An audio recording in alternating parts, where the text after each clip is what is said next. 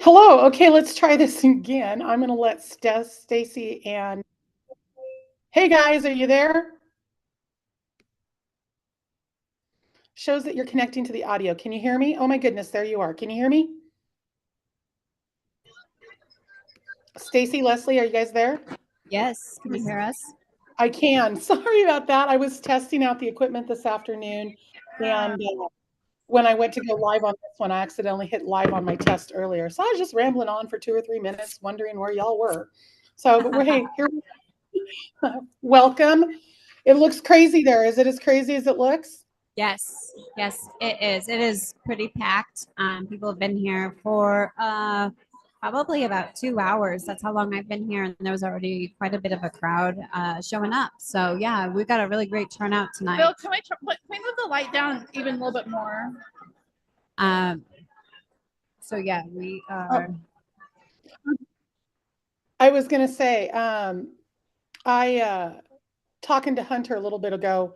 Can you guys still hear me? Yeah. Sorry, it just showed that you entered the waiting room, so I just wanted to. Yeah, didn't know- Leslie's gonna join from her laptop so we can see Oh, wait, you. so I need Sherry to let me. Oh, okay, there you go. Okay, gotcha.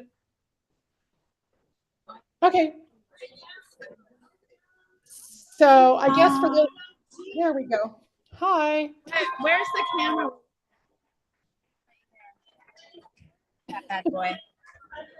I talked to Hunter Rivera, and for those that don't know who Hunter is the vice president or vice chairman of the Weld County Republican Party. I talked to him earlier this afternoon, and he said it was very. Bill, do I join with computer? I can hear you, Leslie. Hunter said that it was very possible that there could be up to 500 people there tonight. So, and it looks like it's getting close. Yes. I think we need to scoot over a little, or the camera over a little. Hunter had said that for Weld County alone, they had 250 people RSVP as interested, and then Larimer County did not send it out, so we do not know how many people are interested from Larimer County of attending. And there is quite a bit of people here that I don't recognize, so I have a feeling there is a lot coming in from Larimer now. That's great. You know, this is a really great opportunity and great thing. How do I move this back? Okay. We moved over a little bit. That's okay. Sorry, we're still. So for those that are joining us, and I'm sure most of you know the three of us, but just in case, my name is Sherry Pife. I am a Colorado native, but now residing in Wyoming. For most of you are aware of that. I moved to Wyoming in April. I do have a second job, and that second job has kept me from joining the girls at the party tonight. So I am broadcasting from my hotel room in Newcastle, Wyoming, while Stacy and Leslie get to have the claustrophobic experience. But hey, you guys have alcohol. I have Diet Pepsi, along with a bunch of junk food that I probably shouldn't be eating, but that's okay. I starved myself all day just to be able to sugar myself up tonight. Because we have no idea how long we're going to be here, obviously. So, what's the general feel in the room? I mean, obviously, we're about a half hour out from 40 minutes out from the first dump. What's the general feeling in the room? So I really just feel like everybody's excited. The Larimer County Republican Women chair, I don't know if she has another job. She is up right now speaking. Hunter's up right now speaking. I see Fred up on the stage. There's so many people here. I can barely even see the stage right now, but everybody's excited, having a good time, cheering, and a lot of Trump paraphernalia here. There's one lady that I saw. She has her whole dress is made out of trash bags, and it's a very cute, stylish dress. It's not just a cut in the trash bag. It is the full. It's like a small strap dress with some fun little. She even made like little roses out of the trash bag. So that's awesome. You'll have to ask her who designed it, maybe, or who actually made it. If it was her, maybe we can get hooked up with her a little bit later and do something for us. yeah. What candidates do you see in the room so far? So we have seen Ryan Gonzalez. We have seen Ryan Armagost. We have seen Lori Garcia Sanders. Who else have we seen? Do you So know? I saw Yasmin Navarro. Yes, Yasmin Navarro. I'm like, I can't think now. Is Gabe Evans expected to be there tonight? Do you know? My understanding is that he was going to come by early, and he's got his own party in Brighton. So that's my understanding. So, yeah. Perfect. Have you guys been following the national returns yet at all? A little bit. So I do have. I've got like some of my my great gal pals who have been sharing them with me as they roll in on Facebook here. So it looks like Trump won Florida. Yeah. Yeah, so that was kind of looks like there was also some other seats in Florida. Scott won Florida, has been called to win Florida already, which was a big deal. My understanding was that that was one seat that Democrats were going after pretty hard nationally. Additionally, it looks like we had Jim Justice, who won West Virginia. That was a flip. There's another one here. Looks like earlier this evening, we already had Trump winning Oklahoma, Mississippi, Alabama, Florida, possibly Georgia, South Carolina, Tennessee, Kentucky, Indiana, and West Virginia. It possibly looks like we've got, at that point in time, we had Trump winning Ohio, or I'm sorry, Harris winning Ohio and Pennsylvania. Not sure if that's changed since then. But yes, we definitely have quite a bit of stuff coming in. I was going to say, currently the returns, I have the television going here off to my side. So every time I turn, I'm looking to see what's going on. Currently, Trump is leading the delegate vote 111 to 79. And I don't know that Fox has put anything up on Pennsylvania yet. I haven't actually seen anything up on Pennsylvania. I know they were waiting for some more votes to come in Georgia. He was definitely leading in Georgia, but there was my understanding, there was 12 polling sites in Georgia that were shut down for a period of time today because of some bomb threats. So they extended the voting period at those polling sites for the same amount of time that they had shut them down. And most of those polling sites were in the populated areas of Atlanta and Fremont County. So a lot of those aren't in yet. It does look like Harris is currently winning Pennsylvania. They just put it up, but they're also saying that it's very too soon to call because the counties that are in for Pennsylvania are the counties that were expected to go for Harris in the first place. So I don't know that Pennsylvania is too much of a nervous. It says there's about 11% of the vote that's in Pennsylvania right now. And the houses of representatives as they make laws to govern our land. All right, we're trying to work out my camera situation over here. So what am I supposed to do on my camera, Bill? Oh, it was on. You just need to turn it off. So now it's off. But now it's off. It just says my name though. That's Correct. fine. We don't want you to have a. Oh, This is no what. camera. This is yeah. That's the camera. Yeah. Is that going to be the camera for the crowd? Yeah. I mean, you can Well, have yourself on there twice if you'd like. I mean, I don't know. I don't I know. was gonna say, the way I'm looking at it, they've Well, got. so Bill, what happens when you flip it around and look at us? There we go. There we go. I don't look very good, Bill. You look beautiful, Leslie. I don't. I think it's this light. So I did. Way worse. No, I do actually, wanna- what camera is on us? This one right here. It's just The one weird. that says Leslie Hollywood and Stacey Castile. That's the one. We have 3 cameras. We need to turn this down. It's only because it's not a webcam that you're like, why do I look weird? It's like everything. I got all this glare on my glasses. So girls, because I did advertise this also in the state of Wyoming, I know 90%, if not more, of Colorado knows exactly who the three of us are, but most of Wyoming probably has, well, they might know Leslie. Leslie's pretty widespread, but for those that don't know the two of you, could you introduce yourselves and tell everybody exactly who you are and what brought you here?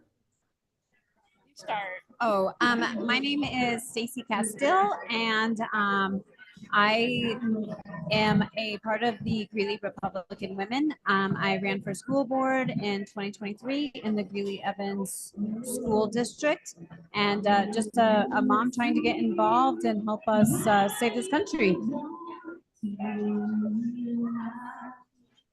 I feel like we should sing the national anthem. It's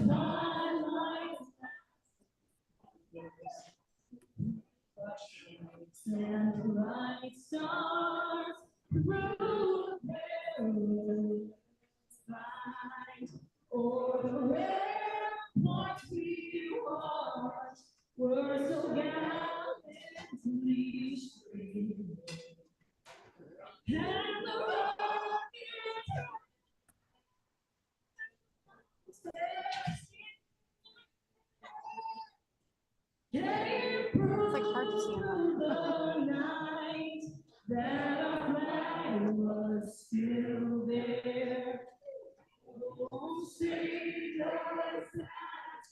Leslie, there's just gonna be glare. There's nothing I can do about it. Welcome to live broadcast.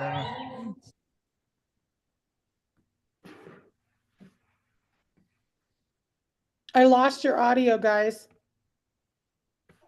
I know.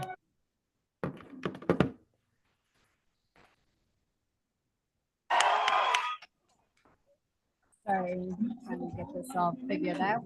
We all know working for you and voting for you. It doesn't matter if you live in the second, the fourth, the third, the sixth. It doesn't matter if you live in Maryland, Minnesota, Florida, Sheboygan.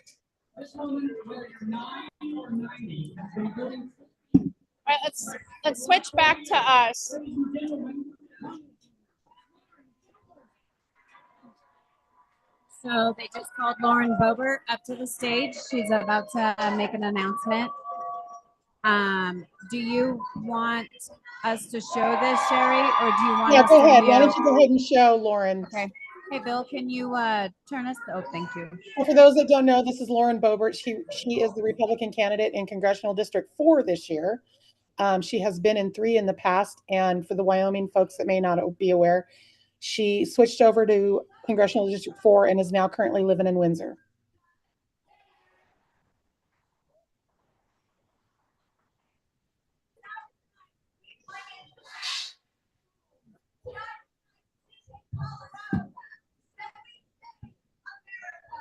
I don't know that that's probably going to work. I can barely hear her. Okay. So you guys may just want to summarize what she's saying in the background. So she's just right now talking about how tonight is the night we take Colorado back. And we get involved and we vote and we don't sit on the sideline. And when we do, we all lose by default. Now I can hear her. That's better.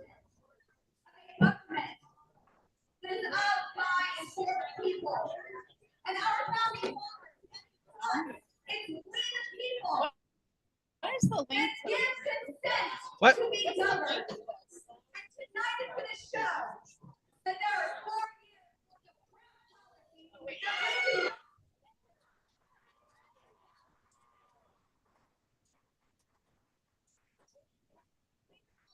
Okay, let's switch back over to Leslie and Stacy. The audio is really bad from the stage. I don't know what's cutting in and out, but Okay. Hey, Bill, can you? Leslie, can you go ahead and introduce yourself? You never got around to that. Yeah, just 1 second. I'm going to add. I'm trying to like share this link out here.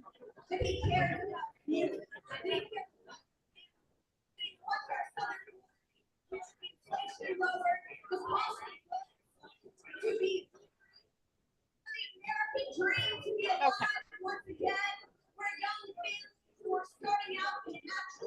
This is the actual link, right? Yeah. Okay.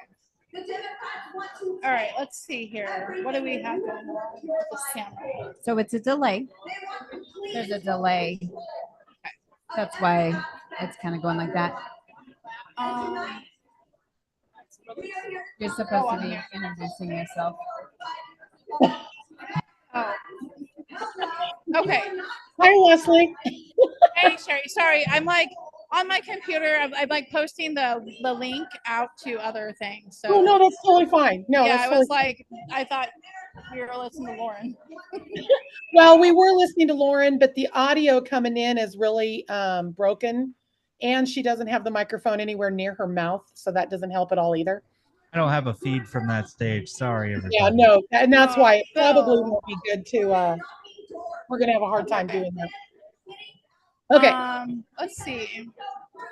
Introduce myself. So I am Leslie Hollywood, and I have been involved in Colorado politics for 15 years. I do a lot of stuff, That's an and understatement. what are you best known for, Leslie? well, it depends. Probably different things. I've done a lot of work in the Second Amendment arena. I'm a big gun rights advocate and have an organization called Rally for Our Rights.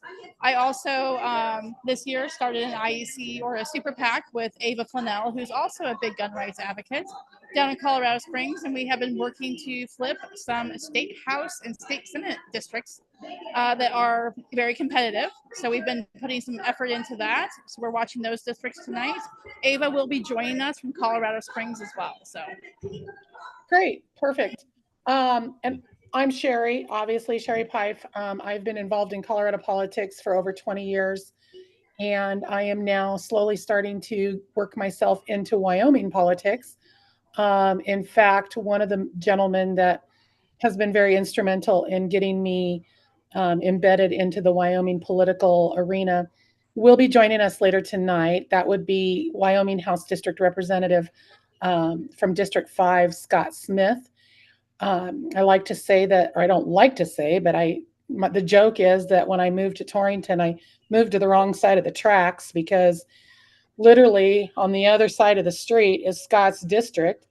And unfortunately, Scott's not my representative, but he's become a good confidant friend and he's a great legislator. So he'll be joining us later to talk about an amendment up here that a lot of us are very familiar with, very similar, not exact, and it doesn't work exactly the same way, but I like to compare it to when we repealed the Gallagher Amendment a few years ago.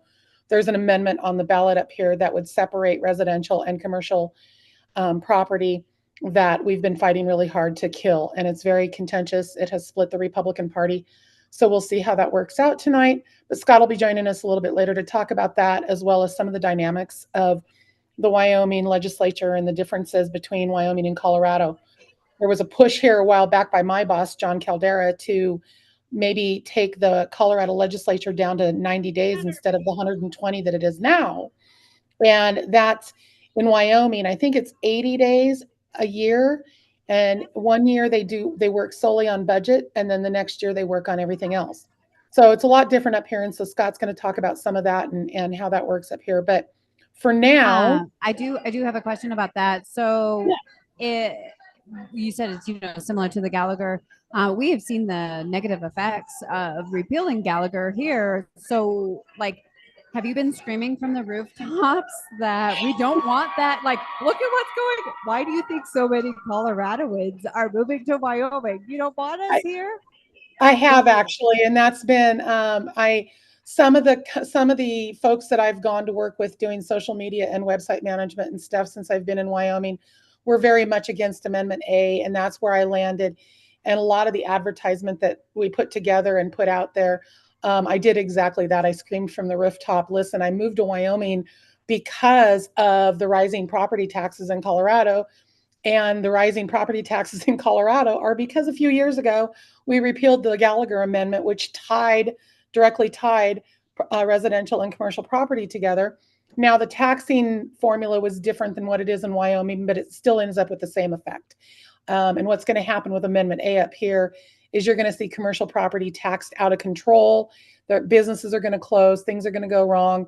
But the biggest thing, one of the bigger things out of Amendment A up here is it takes rental property and puts it into a commercial classification. So rental property would then be taxed like a commercial business, and you'll see rents skyrocket, which will then obviously cause an even bigger problem.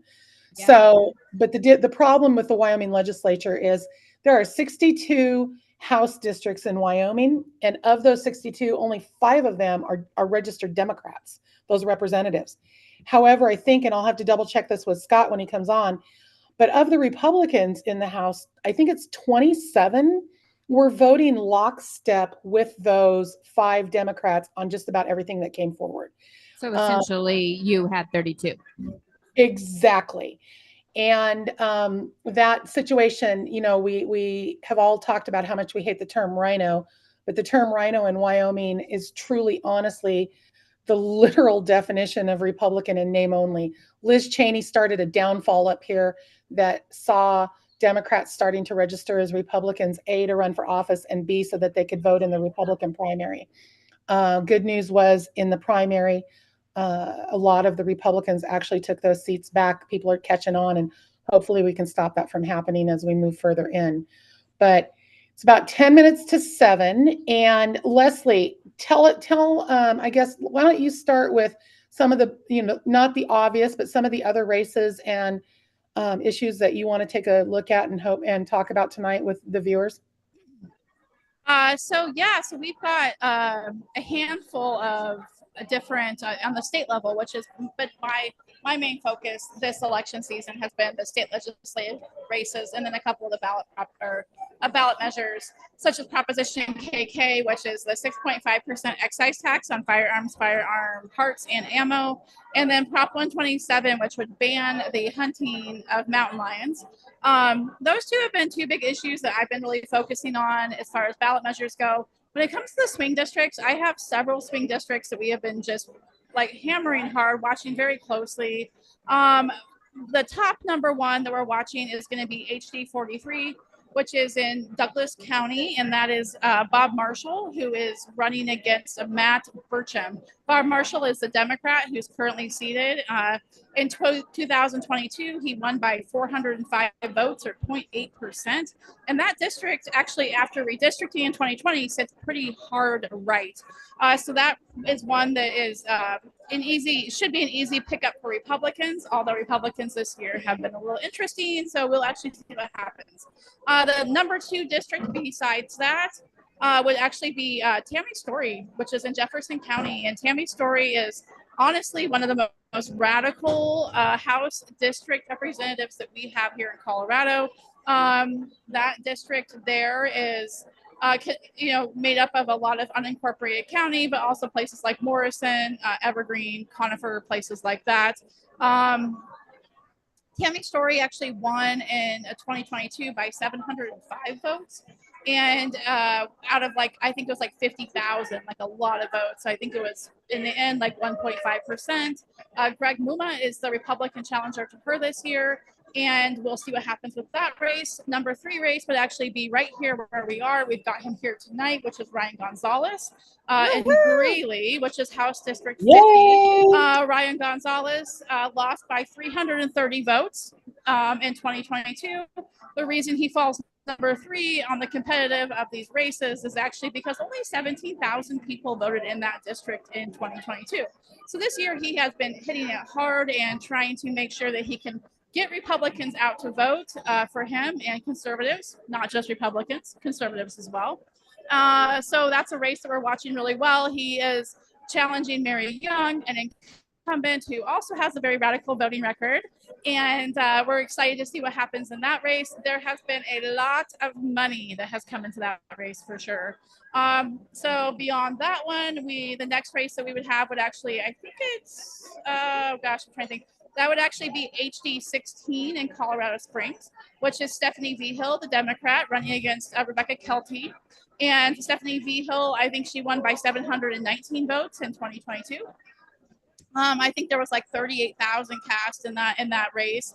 That's down in El Paso County. And Stephanie Vigil is without a doubt one of the most radical leftists that we have in the legislature, sitting in a district that actually sits slightly right when it comes to the actual differential numbers. So that's one that could be picked up easily. And Rebecca Kelty is pretty awesome, actually. I've gotten to know her a little bit, and she is a sweetheart, and she has some great policy ideas. So I'm looking forward to seeing what happens in that race. Well, one of the things that happened during this legislative session, too, with Stephanie Vigil is that she basically came out and said that parents are the biggest threat to children. And so that's standing on alone. I mean, right now, parental rights is such a big topic for us here.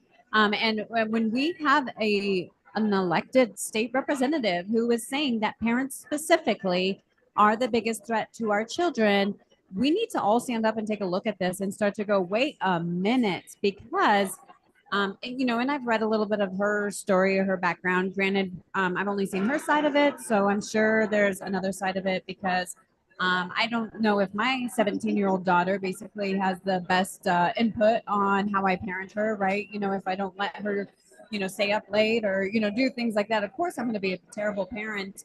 And Stephanie does sound like she's had a pretty extreme childhood with her parents, if that is a correct story. But I think that that is definitely a very small situation where parents are doing what she's claimed her parents has done. And to then basically go all out and say all parents are the biggest threats. I mean, majority of the parents are our children's biggest advocates. How can we be the biggest threats? So I'm really interested to watch that race. Yeah, and you know, one of the things that you know, going back to you said your 17-year-old daughter probably doesn't always think you're the greatest parent in the world. You know, my mom always said, I'm not supposed to be your friend, I'm supposed to be your parent. And that's the whole point of parenting, is we're not there to be their friends, we're there to be their parents. And unfortunately, our education system has gotten to a point where it's all kumbaya and we all have to love each other. And so the teachers have decided, the teachers unions, not all teachers. We know that, you know, Lori Garcia Sander, for one example, but the teachers unions have decided that they parent better than the parents do, and that's a huge problem in Colorado and across the nation. I want to add on a little bit. You know, one of the big things about the Ryan Gonzalez campaign in House District 50, Leslie, you mentioned, you know, that only 17,000 people voted in 2022 for that race, and I got the latest returns this afternoon that came in. And as of this morning, there were just about 18,000 ballots casted in that House district race this year. So that's good news in that more people have shown up to vote.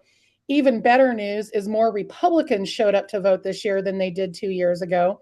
And then add to that, 2 years ago, Ryan had a libertarian in that race when he ran against Mary Young. There is no third party in that race this year. And the one thing that a lot of people don't know is that his opponent, Mary Young, is the wife of the state treasurer, Dave Young.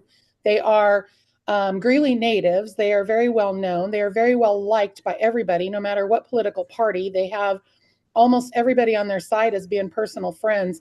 But Mary's policies are horrendous. Mary has voted consistently to kill Tabor. She has voted consistently to take away gun rights. She has voted consistently to kill charter schools. Her policies are horrendous. So I think even we finally have gotten to a year now where people are hurting. And so it'll be really interesting to see how those final totals come in. And we're getting really close. Carly usually has the first dump at about 7:10.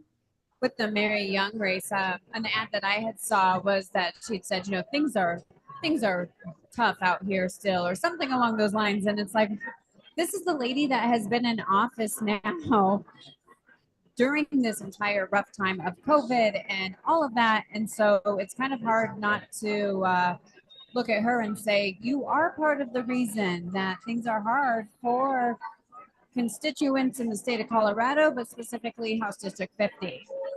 Well, and if you think about it too, I was looking at the past elections. So Mary Young was actually appointed to that office. She was appointed to that office back when Rochelle Galindo was basically ran out after she was accused of sexual impropriety with some of her campaign workers. And the very first election that Mary had for re-election, there was no Republican in that race. So the first time she was reelected, she ran against a libertarian by the name of Sean Short that nobody knew. So that was a pretty easy race for her to pull out. And then the next time she ran against Ryan Gonzalez, and that was 2 years ago. And Ryan at that time was a very green 26-year-old son of Mexican immigrants who was new to politics, new to everything. And they put almost $1 million into a House district race in Colorado, and he still only lost by 330 votes. So I think it's telling that the people in House District 50 have wanted change. Mary didn't even win by 50%. She won by 48 or 49%. So it was very telling that House District 50 was looking for change. So hopefully that'll carry into tonight's results. And I think there's a little more that goes into HD 50 as well, which is the fact that in redistricting that it actually became a much more competitive district. Right. So in 2020, we had our once a decade redistricting, which created just all these new districts. and HD 50 actually became more competitive, and so Mary Young wasn't prepared for that. That was the case actually with a lot of candidates that landed in swing districts after redistricting. They weren't quite prepared for what they found, which was the fact that they had radical voting records, and boom, all of a sudden they were in swing districts. And Mary Young was one of them. So that was one of the reasons I think that in 2022, all of a sudden, boom, this race was something different. And this year, for sure, it is much, much different. So we are about, we should be getting ballot drops at 7 p.m. right now. 7:10, right? 7:10 is when Carly said she would set the first ones out. So About 10 minutes, we should be getting our first drops. Yeah. And I want to talk about another race that I'm actually watching, and it's not one that we're in, but it is the district attorney race for the 8th Judicial District, which is Larimer County and Jackson County. So right now, the incumbent is Gordon McLaughlin, which is a Democrat, and he's being challenged by Don Downs, who is unaffiliated. Texas just got called. You can hear the cheering. That's what that's about. what is that about, Stacey? I'm sorry, I lost your feed. Texas just got called for Donald Trump. Oh, cool. So with Dawn Downs, right now her opponent, Gordon McLaughlin, is so light on crime. It is scary. He is wasting tax dollars. When our Larimer County Sheriff's Department is doing stings to stop sexual predators. Nebraska was called for Trump. When our sheriffs are doing stings to stop sexual predators, no, it's called for Harris. and he's They've got it up on the screen wrong. They've got the check mark next to Trump. There they change. Well, they had the check mark next to Trump. New York. But yeah. So Nebraska was just called for Trump. It was called for Trump, but they had the numbers. They either had the numbers backwards or they had the check mark backwards. One of the two, but they didn't have it accurate. Oh, they just called Colorado for Harris. Like we didn't expect that to come through. Yeah. So anyways, Gordon McLaughlin is just very light on crime. He's not asking for harsher punishments. Oh, look at New Mexico. A gentleman, 2020. a gentleman Holy cow. was able to harass a woman, get out on $250 bail, and then murdered a woman. So we need someone like Don Downs. Yes, agree about Don Downs for sure. You know, one of the other races. We got too many callers. Yeah, they just called South Dakota. They just called like we didn't expect that for Wyoming. Yeah, so Trump is currently sitting at 178 to 113 as of right now. And we're still waiting. We're still waiting on Georgia and Pennsylvania. One of the other races that is a lot of these races are very near and dear to me because for my entire life that I lived in Greeley, 54 years that I was in Greeley, I lived in House District 50, Senate District 13, and Congressional District 8 when it was whatever it was. I've always been in that same area. So 2 years ago, when we lost Congressional District 8 and we lost House District 50 and we lost State Board of Education District 8, not one of those races was won by 50%. Then to add insult to injury, Senate District 13, which was long held by John Cook and has always been held by a Republican, when John Cook was termed out, the former sheriff of Weld County, when he was termed out, that was when the redistricting took place. And when that took place, Kevin Priola had 2 years left. Had 2 years left on his. Just to interrupt you, Ted Cruz has taken the lead. Yeah, I see that. Kevin Priola was drawn out of 25 and into 13, and he still had 2 years left on his term in 25. And part of the redistricting rules at that time were you couldn't draw a current elected official out of their office. So they just gave Kevin Priola, who was at the time a registered Republican, but he was a Liz Cheney Republican, if not even worse than a Liz Cheney Republican. And when he took over 13, shortly after, he became a Democrat. So for the last 2 years, we've been represented House District 50, Senate District 13, has been represented by some of the worst, most radical progressive Democrats Colorado has seen in a while. And so I'm really hoping and looking forward to the results tonight. Scott Bright, the Republican in that contest, very well known in the Weld County area, well known in the Adams County area as well. His family has been involved in childcare for decades. So it looks good for Scott Bright as well, coming out at Senate District 13. So that's another one and of one those. of the things I think is really important about that race you're talking about right now is, although we know what Kevin Priola did, which is flip, basically just he flipped parties while he was in the state Senate. So one of the things though that's really important, like for me, who's on the gun rights side and does all this advocacy work during the legislative session, is that Kevin Priola actually voted no on all gun control. So although Kevin Priola was a Democrat in the end and he had some very bad policy ideas, he actually really, there was some things that were, he was very moderate or very actually Republican on other sides. So the reason I think that's important is that we have to make sure that we get somebody in there, for instance, who is like Scott Bright, compared to Matt Johnston, his opponent, who's just this crazy radical, to be honest with you. And so although Kevin Priola, like, did we like him? No. Was he the worst? Also no. So we want to make sure that things could get a lot worse. So I do think that's another point why I think that it is important for Scott Bright to be elected.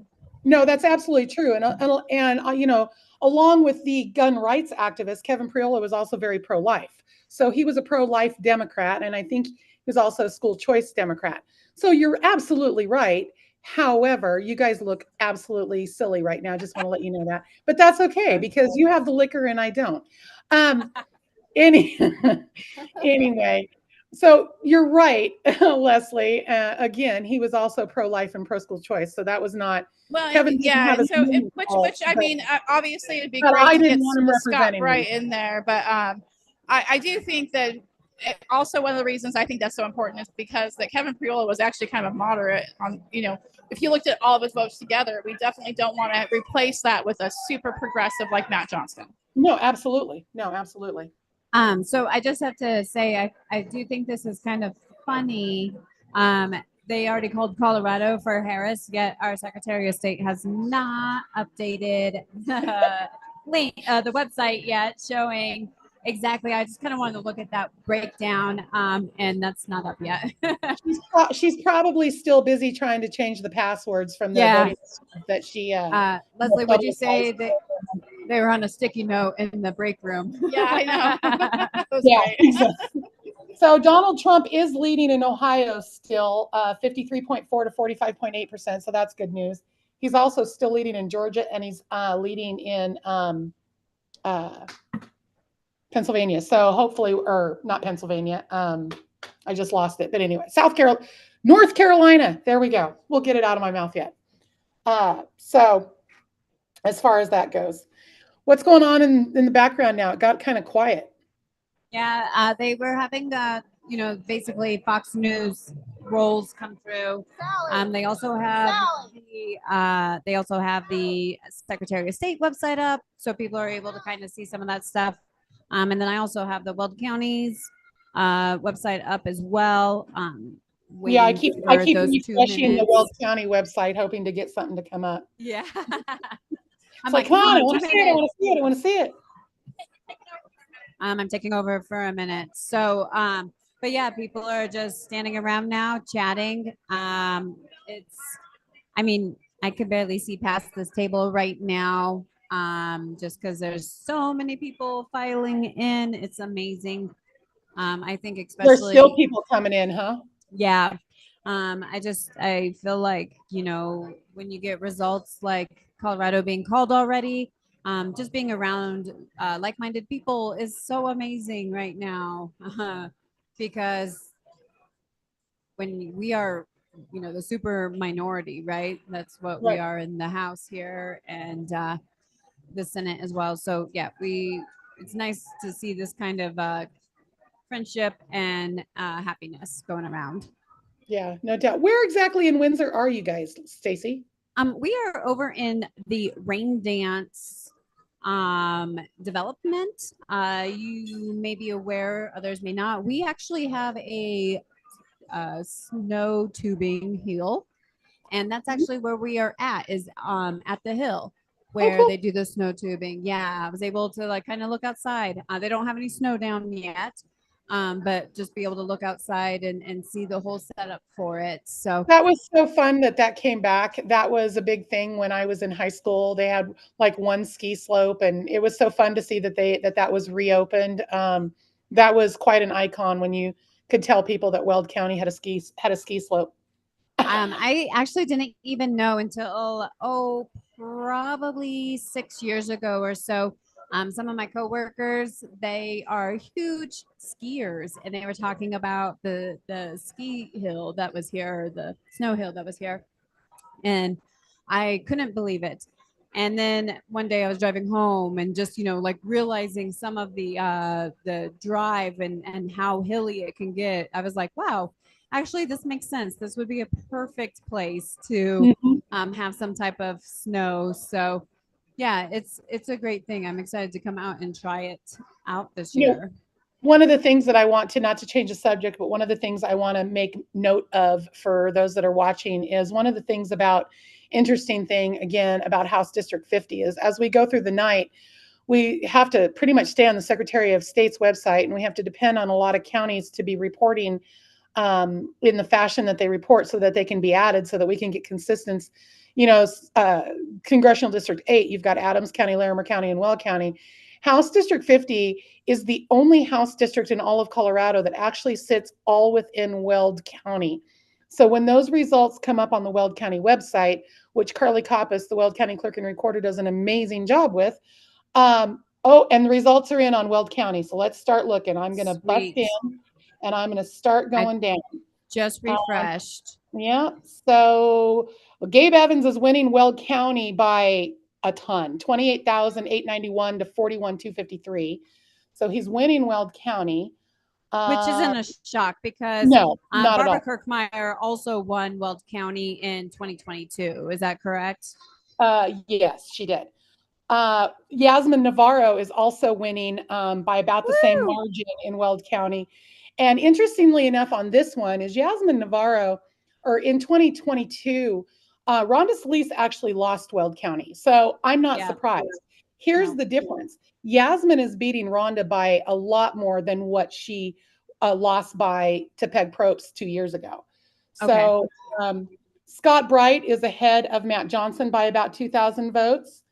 Dan Wu is ahead, and Ryan Gonzalez is behind by 99 votes. 99 votes. It doesn't look like Adams County has reported just yet because we don't have any results on the Secretary of State's website yet for that race. I did just refresh it, so let me double check that one. But I did just want to make a quick announcement. Marshall Dawson is currently in the lead with 534 votes for District 2, Congressional District 2, and Jeff Hurd is also in the lead right now with 3,159 for Congressional District 3.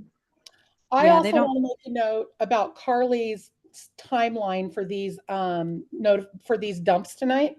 This one that she just put out at 7:10 is all of the early balloting that came in prior to today. So at 8:30, when she makes her next dump, that will be the results that include the first set of ballots that were counted that were casted today. So none of this first round of balloting, which, like I said, in House District 50, Ryan Gonzalez is only losing by 99 votes, which is a much smaller margin than what he was losing by at this point last time. All of the ballots that were casted today are not in that. So we know that Weld County has a lot of procrastinators when it comes to the Republican Party. They tend to vote. They tend to be election day voters. And when my son actually called after he dropped off his ballot, and he said there was quite the line over at Trinity Lutheran Church on 35th Avenue when he dropped off his ballot. So this morning I drove by and people were making a right-hand turn out of that parking lot to head north on 35th Avenue, and it was pretty congested. And that was probably about 11 a.m. this morning or so. So Cool. I believe it. Are you on the Secretary of State's website? I am. Where are we at with some of these amendments? I'm trying to find, I had it pulled up. I'm just trying to find what I did with it. Yep. Let me get to them. Unfortunately, because I was trying to like everything on the Secretary of State's office. I know I have. Like, there's a lot of races. I do want to mention right now, Eric Renard is losing to Elliot Hood for CU Regent at Large. That's too bad. Yeah, which we definitely need him. Let me keep scrolling. I'm going to try to find. I had the Secretary of State's website up here and now it's gone. So I'm not sure what happened. Somebody must have hacked into it because of those, wonderful, those wonderful codes that are that are hacked to the Secretary of State. The second set of passwords were 1, 2, 3, 4. All right, Trump won Ohio. Yep, there it is. Okay, cool. Yes, they just called Ohio. Sorry, back to scrolling. So, and I'm trying to get back into the Colorado election. As of right now, Don Downs is leading in that race for district attorney. I'm waiting for the Secretary of State's website to load.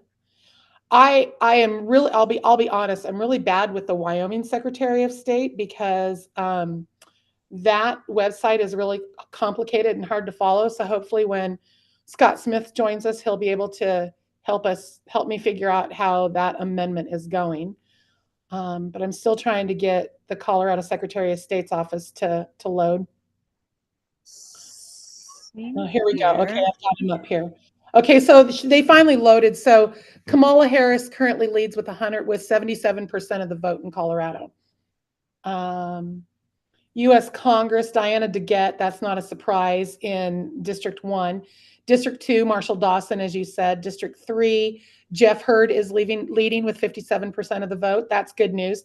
That's really good news because a lot of people really, let's hope that holds, because a lot of people were really concerned that when Lauren Boebert got out of that district, Adam Frisch had already campaigned so much and had so much money in the coffers after that last election that there was a lot of concern about the money that Frisch raised. So hopefully Jeff Hurd holds on to that particular. I have the amendments up now if you are ready for those ones. Yes, please go. Okay, so Amendment G is currently passing. That is to expand the eligibility of property tax exemption for veterans. Oh, Lord. 1 second. I apologize about that. I thought I was clicking down and it refreshed it. So let me get back. Okay. I'm trying to get back to those as well. I'm still in state Senate and representative, and I've got legislators texting me as we're on. So I'm like trying to do 10 things at one time. And interestingly enough, Carly has her numbers up, but the Secretary of State does not have the Weld County stuff added into it. Oh, there they are now. Okay, here we go. H is currently passing, which is creating that judicial discipline review board. I is currently passing, which is creating an exception to the bill to the right of bail for cases of murder in the first degree when proof is evident. So that one's currently passing. Amendment J, which is the ban on same-sex marriages being removed from the Constitution. That one is currently passing. Back that up again, Stacy. How did you explain that? I'm sorry. Removing the ban on same-sex marriage from the Constitution. Oh, same-sex marriage. I'm sorry. Yes, I'm sorry. Okay, go ahead. That was more of a, just to clarify for folks who weren't really sure about that. That's really kind of a language cleanup for the Colorado Constitution. after the United States Supreme Court codified that, our Constitution is now in conflict with the United States Constitution. So whether we agree with that or not, which I know probably 99.9% of us in that room don't agree with that, it just cleans up Colorado's Constitution so that we're in compliance. And then Amendment K is currently failing, which was to modify certain deadlines for the clerk and recorders to be able to get the ballots basically generated in time.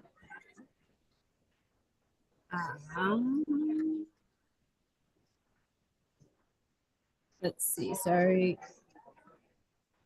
So I've got Amendment 79, which is the putting the right to abortion in the Colorado Constitution.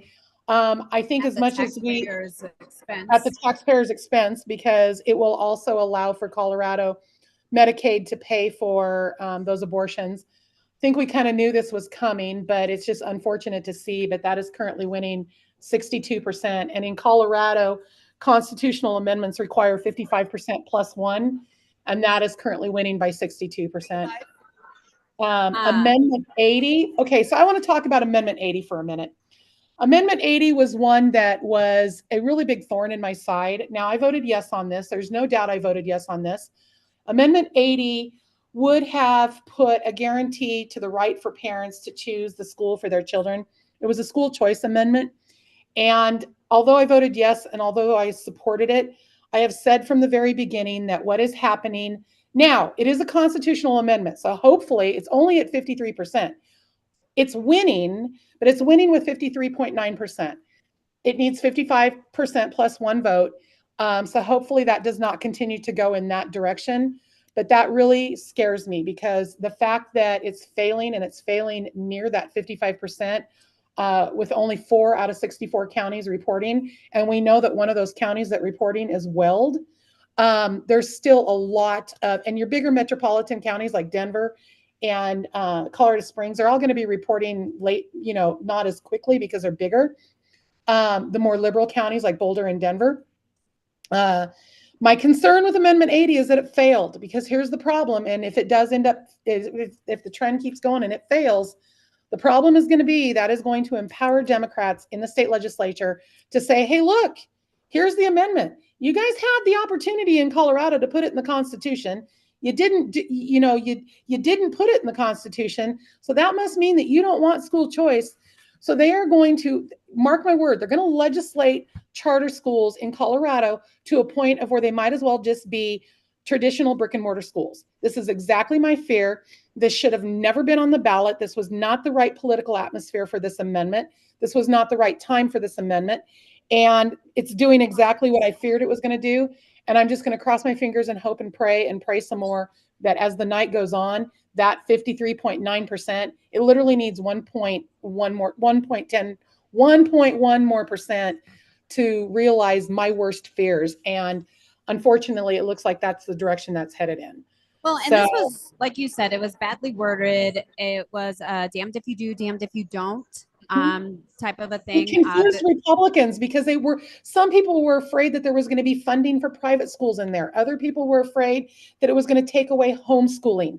It was so confusing and so convoluted. And there had to be so much education to get this thing to pass that it scared me to death. Well, and I would have to say that when I actually first heard about it, it was through the Independence Institute, and they hadn't taken a side on it at all. But one of the things that really stood out to me was that currently private schools are not identified or defined in the state of Colorado Constitution. And right. So by doing this, then it was going to be held up in litigation. And we don't want the government to define what a private school is, because that opens the door for government to start coming in and to make some of those decisions or say how things would go. And so that was like my biggest concern with it too, was like, wait a minute, but again, like I said, it's a damned if you do, damned if you don't amendment, honestly. Yeah. You and I belong to the same little side chat group, that we call, our school mamas group. And how many times did we have a conversation about this amendment where we had to talk each other into voting yes? Because many of the women in our chat group were no's on this because of all of those concerns. And we had to literally beg them to vote yes in out of fear of exactly what's happening. So hopefully that It does that. I don't know why. Sorry. everything okay over there? Yeah, we were trying to look at some of the amendments, and apparently, when you push down on my keyboard, hold on. One Texas. So they just called Ted Cruz for Texas as well. So Yes. That was a race I was getting a lot of messages about. same here, same here. So It looks like we currently have a majority in the Senate. well, we're getting there. We're at 47 to 37. We need 3 more to secure 3 more, or we need 4 more to secure the majority. But the good news is we did flip that 1 seat. So that's hopefully a good track going on. So Proposition JJ is currently passing, and that was to allow the state to keep sporting bet revenue. The way I understood that one was that there was, once we legalized sports betting in the state of Colorado, there was a lot more revenue than what was anticipated. Is that correct? Yes, Yes, that's it. That's what happened. And so that one's currently passing to allow them to keep it. So keep that additional revenue. Prop KK is currently passing as well with, a little over 100,000 votes for yes. And Prop KK was the one that Leslie was talking about earlier about the additional tax on firearms, ammunition, and accessories. This is really concerning because this is really going to put women at a disadvantage to be able to protect themselves. And Leslie, can I go on and say what we talked about? Sure. Yeah. So basically, this was in a knee-jerk response because our victim advocates funding is low because we have decriminalized crime.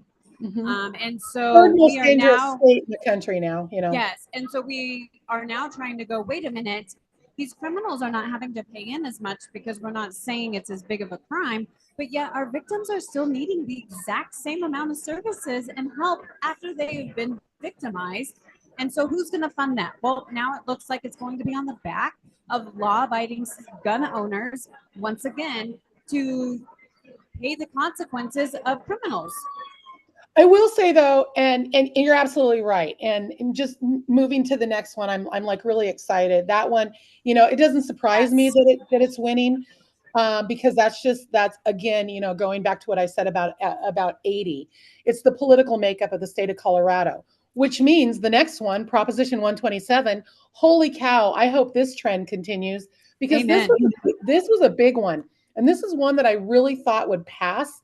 Simply because, again, of the political makeup in Colorado. And we saw 2 years ago when the reintroduction of gray wolves came into play, you know, the liberals out there thought it was all good to take the management of the wildlife of Colorado out of the hands of the people that know what they're doing and put it into Colorado voters. Same thing with the mountain lion hunting. Thankfully, it looks like the education that we have put into this over the last year, I can tell you from a standpoint of Complete Colorado and the Independence Institute, we have worked overtime trying to educate people on Proposition 127. And so far it's failing 54 to 45%. And that is probably some of the best news that I've seen tonight, simply because thought for sure those same people that brought gray wolves back to Colorado would now all of a sudden. But you know, I think the most recent couple of weeks where they have had these mountain lion sightings on the streets of Boulder. You know, people are driving around in Boulder at night and taking their dogs for a walk and running into mountain lions. Maybe those folks in Boulder were like, oh, wait a minute, this is not, you know, that may have pushed a few voters over the edge. And I think too, one of the things that really stood out to me when I was trying to advocate to people as to why this should fail is one of the biggest thing that stood out was the fact that if a mountain lion or big cat killed your livestock, currently the state will reimburse you. Now, is it cent for cent? I'm not exactly sure, but the state will give you some type of a financial reimbursement for that wildlife killing your livestock. With this passing, it would take that away. And so then you couldn't defend your livestock from the big cats, and you weren't going to get any reimbursement from the state if they were to attack one of your livestock. And I don't understand how we can justify that. You can't do this, but hey, sorry, better luck next time. Like that's not something Well, that I think is going to be okay. correct. And another problem, a couple other problems with this was mountain lions, trophy hunting. If this truly was about trophy hunting, then we didn't need it on the ballot, because trophy hunting of mountain lions in Colorado is already against the law. Yeah. And that's what they tried to make this a guise of, is we just don't want trophy hunting. Well, that's already illegal. But mountain lions, the current population of mountain lions in Colorado is already deprivating the population of deer and antelope. And the biggest fear is if these continue to populate at the rate that they will populate, if they cannot be hunted, it'll wipe out Colorado's population of deer and antelope. And that was another big problem. And so that was a great campaign. And I don't know who started it, but it was the Save Bambi campaign. Yes, I love I thought it was a great campaign because that's exactly what the case was. Saving, trying to make sure that people understood that if we keep moving this direction, we're not going to have a deer and antelope population in Colorado. Yeah, and then that interferes with our revenue as a state, because I don't think people understand how hunting goes. I think people honestly think you grab your gun and you go out. Well, that's not, unless it's on your own property, that's not legal. And so this is, I think, a great opportunity to educate people on what the requirements are and how much money our state actually makes off of hunting tags and licenses. So Proposition 128 is currently passing. That one is to require 85% of a sentence to be served. Again, this is ramification for us decriminalizing crime and getting rid of our death penalty. Is now there's no more incentive for criminals to not commit crime, which is craziness. I mean, it's just unbelievable. It's just absolutely unbelievable. I want to take a break here for 1 minute because they were just talking on TV about the Pennsylvania race. And Harris is still leading in that, but she's leading by a very narrow margin, and only 26% of the vote was in. But the interesting part of her lead is Pittsburgh, Philadelphia, and Harrisburg. 3 of the major populous centers have reported. So her lead includes the areas of Pennsylvania that she should have won because it's the more liberal part. So hopefully as the night goes on, she will continue to, or that will continue to go more in Trump's favor now that we know that the 3 big populated centers of Pennsylvania have reported. Looks like it's kind of the same in Georgia. Yeah, that's what I was just going to say. Much of the populated part of Georgia has reported as well. So hopefully that that continues to go in Trump's favor in that direction. Yes.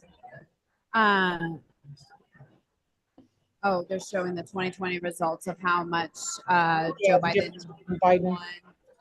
So yeah, and I agree. I mean, even with Fulton County reporting, I think that Georgia was still leaning red. Is that? It was. Yeah, last time I correct? saw it, it was still leaning. It was still leaning Trump. Okay. Do you want to continue on with the state of Colorado propositions? Sure. Or okay. Sure. So Proposition 129, this is one that I actually had a big debate with my son over. Really kind of funny. This would create like a third class of veterinary professionals. Veterinarians are in such high demand across the United States. There is a low, it's just one of those fields that there's just not a lot of veterinarians out there. And I can tell you where I live in Goshen County, it's exactly like that in Wyoming. I actually drive an hour from my house in Torrington to take my dogs to Wheatland because the veterinary service, there's not a lot of choices. They're there, but if you don't like somebody, there's no other choices to go to, or they're so far booked out that you can't get in. And Go that ahead. was just going to be one of the things that I said was going to add is that it's hard to get in. And what's happening that I'm seeing, I actually have a couple of friends who are vets, one in Nebraska, one in Colorado, and they both are actually talking about the mental health aspect of these vets. The one in Nebraska just had a friend commit suicide. And it's, they have this call, they have this put on their hearts to serve people and animals. And when they can't help out, or they're overloaded, or their schedule is completely booked, it starts to take a toll on them mentally. Right. Well, and what this does for those that don't understand is it creates a third class of veterinary professional that I would compare to something like the PA in the human world. You have your registered nurses, your licensed practical nurses, your doctors, and then you have PAs that are right before the doctor that can do just about everything that the doctor can do, just not entirely. Well, that's kind of what this does as well. So I'm really happy to see it's actually passing as well, 53 to 46%. So maybe that'll alleviate some of the because also on top of that, because veterinarians are so in high demand, the cost of veterinary service is through the roof.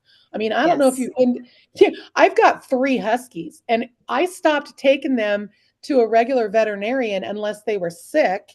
I took out insurance on them, and if they were sick, I would go to the vet. But otherwise, I was going to shot clinics in Colorado because you couldn't get out of the veterinarian office with just standard shots for under $300. I mean, it was ridiculous just to go get a few shots. So that Well, will and also like alleviate some of at that. our house, we don't currently have a pet. One, I'm already raising 3 kids and a husband, so that's a lot. But I mean, trying to take on some of that financial aspect of owning a pet. I see friends, I see family who are, going through things, and it's like you see GoFundMe pages set up so that somebody can pay for a procedure for their, pet. And it's like, why is this so outrageously expensive? And like you said, it is because basically they can't, right? Like there's such a demand, and they're having to like pick and choose which people or animals they have the ability to see and which ones they do not, and that comes at a financial toll to those that need the services. And I want to back up for just a minute. They just had Georgia up on the map again here just a minute ago, and Trump was leading 54 to 46%. And it appeared that most of Atlanta had been reported. So hopefully that's another good trend in the Pennsylvania or in the Georgia direction. Do you want to continue on with 130? Yes. Okay, so 130, which was giving more money for peace officers for training and bonuses and pay and continuing education and death benefits and all of this additional stuff. Currently, that is winning. That would actually allocate $350 million to this, which I actually, when I first heard about this, I kind of laughed. I was like, wait a minute. So we went from defunding the police to, trying to find $350 million for them. I almost wonder if maybe we hadn't pushed so hard for some of these, there's the whole, and you may have to correct me on this, but there's that whole peace officer is accountable for the first $20,000 if they are sued. And whereas before that was taken up by either the city that they worked for, the municipality they worked for. And so, we went away from that, and now we're starting to realize, hey, if we want good law enforcement, apparently we need to pull up some money for that. So that leaves us with Proposition 131. Probably one of the most contentious ones on the ballot this year. And as of right now, thankfully, it's failing. So Proposition 131 was a jungle primary and a ranked choice voting change to Colorado's voting system. There is 7 out of 64 counties are reporting. So that's a little scary because, again, though, we know that at least one of those counties is Weld, which means more than likely Denver, City and county are not in, and Boulder County is probably not in. So we'll see how this continues to play out. But I think, I was never sure which direction this one would go, because this was actually not well liked by either party. I mean, for the majority, most of the Democrats weren't fond of it, neither were the Republicans. So it looks like the Secretary of State's website is refreshing yet again. So we'll see what happens Yes. in a minute. But hopefully that trend stays that way. Harris is leading Pennsylvania. Trump is leading North Carolina. Again, these are all too close to call. And again, in most cases, Trump is still leading Georgia 52-47. But in most cases, the populated cities are in, which is surprising. So I guess we'll see how that moves on. I do. Reporting yet, so. Just out of curiosity, I guess Adams County is coming in now. Looks like Gabe Evans is down by a little less than 5,000 votes. So currently, Yadira Caraballo has 49.84% of the votes, and Gabe Evans has 47.67% of the votes. So hopefully we get some of those 830 votes coming in and switching that, because we need Gabe Evans. Agreed. I will say, with Adams County reporting, this is super exciting. Yasmin Navarro is still winning. Yay! Go Yasmin!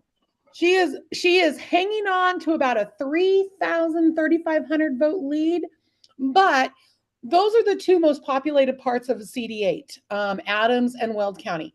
Larimer County, I was the former chairwoman of the 8th Congressional District, Republican Party, so I can tell you that Larimer County does not have a ton of votes. They have Berthoud and a very, very, very, very, very small southern portion of Loveland. But for the most part, CD8 is Adams County and Weld County. And with Adams County reporting, we're talking she's ahead by about 3,500 votes. So hopefully that continues to go in that direction. Well, and like we said, Rhonda Solis lost Weld County, but won lost Weld County, but won Adams County. And that was basically what got her into this seat. So if we can keep up with this trend, we can keep her out.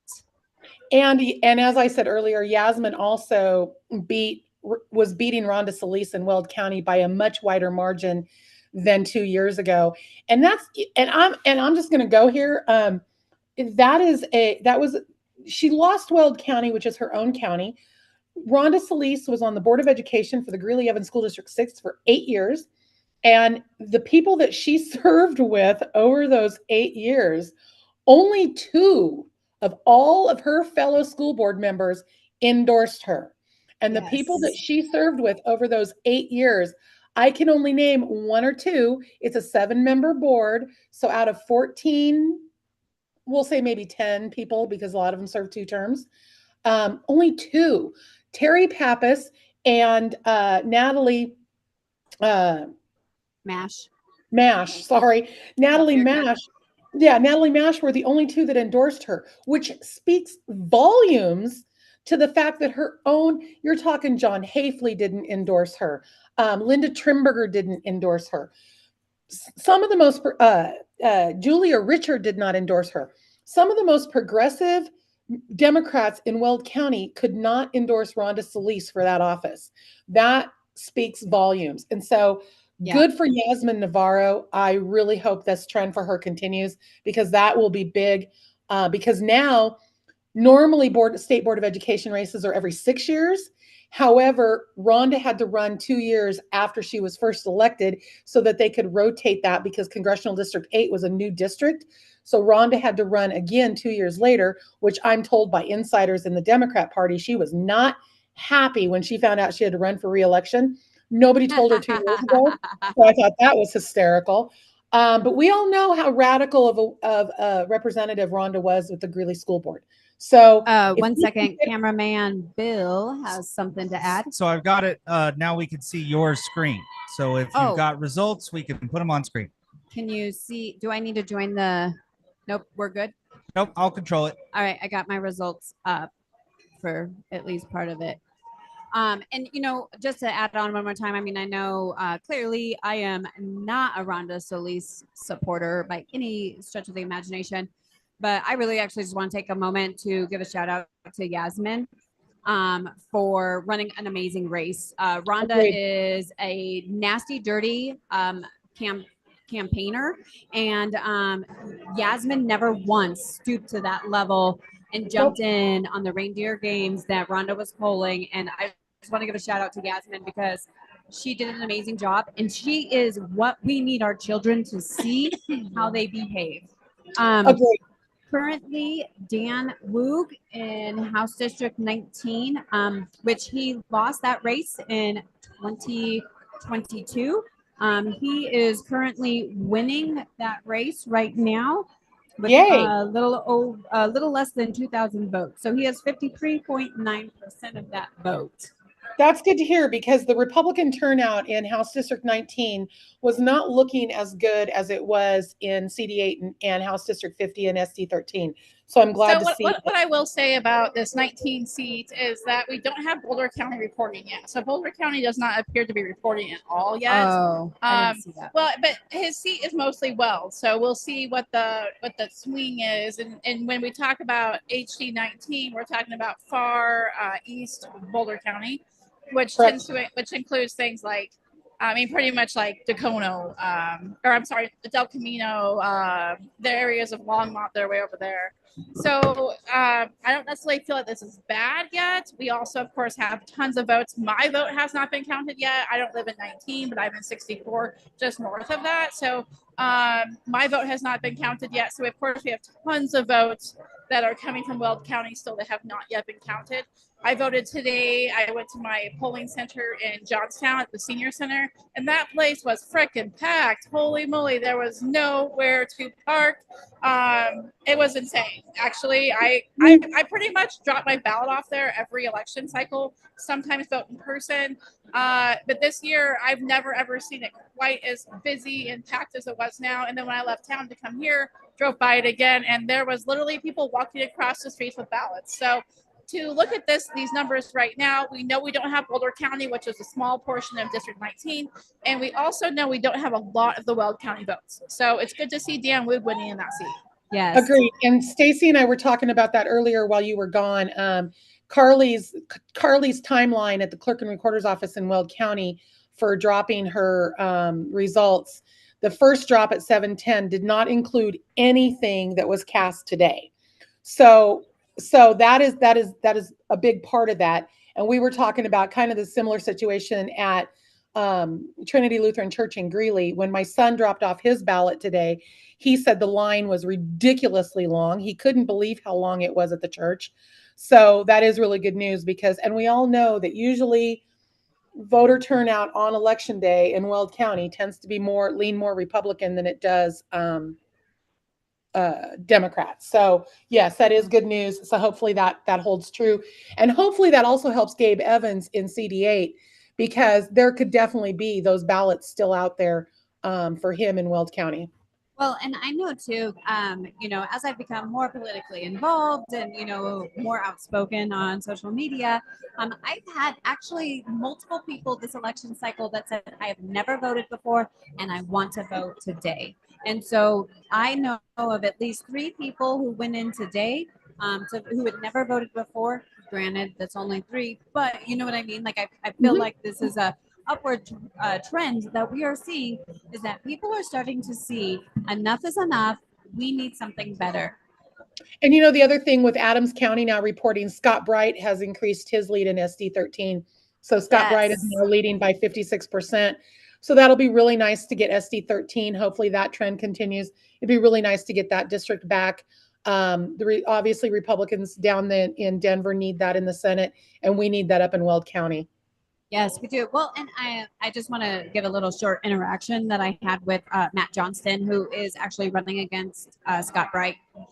We went to the Weld County Latino Coalition Forum last month, and it was, unfortunately, Scott Bright was not able to make it. He had a last-minute family emergency, right? Even if you're campaigning, life doesn't stop. And Correct. so one rule that I totally agreed with that the Latino Coalition had was that you could not talk about your opponent's voting record or policies. Now, I'm sure they probably put that in to protect Mary Young. But Exactly.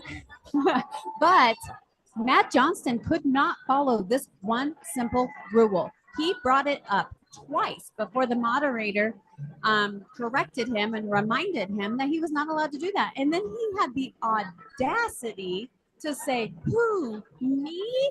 Yes, you, sir. You are the only one doing this." And then he continued to do it again. The lady, Jillian McMillan, is that her name? The one who's running against Dan Woog in House District 19. Yeah. She actually, because Matt and I decided to step out of the forum and have a conversation because I let it be visibly known that I was upset the way that he was behaving. It was inappropriate and uncalled for.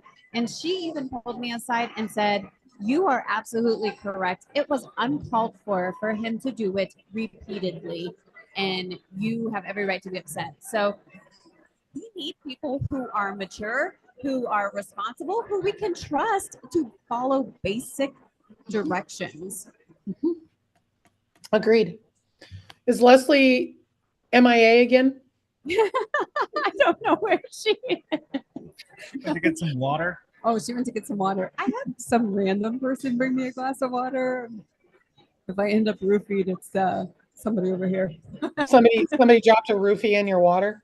Yeah. That's- So it does look like Yadira Caraveo has increased her lead a little bit over Gabe by about 4,000. She's now up by 4,000 votes. Oh, I thought she was at 5,000 to begin with. Oh, I thought it was 2. That you could be absolutely correct. I feel like sometimes looking at all of these is hard to keep track. Also, I don't think this is much of a surprise, but Christy Burton Brown is currently winning Congressional District 4 for State Board of Education.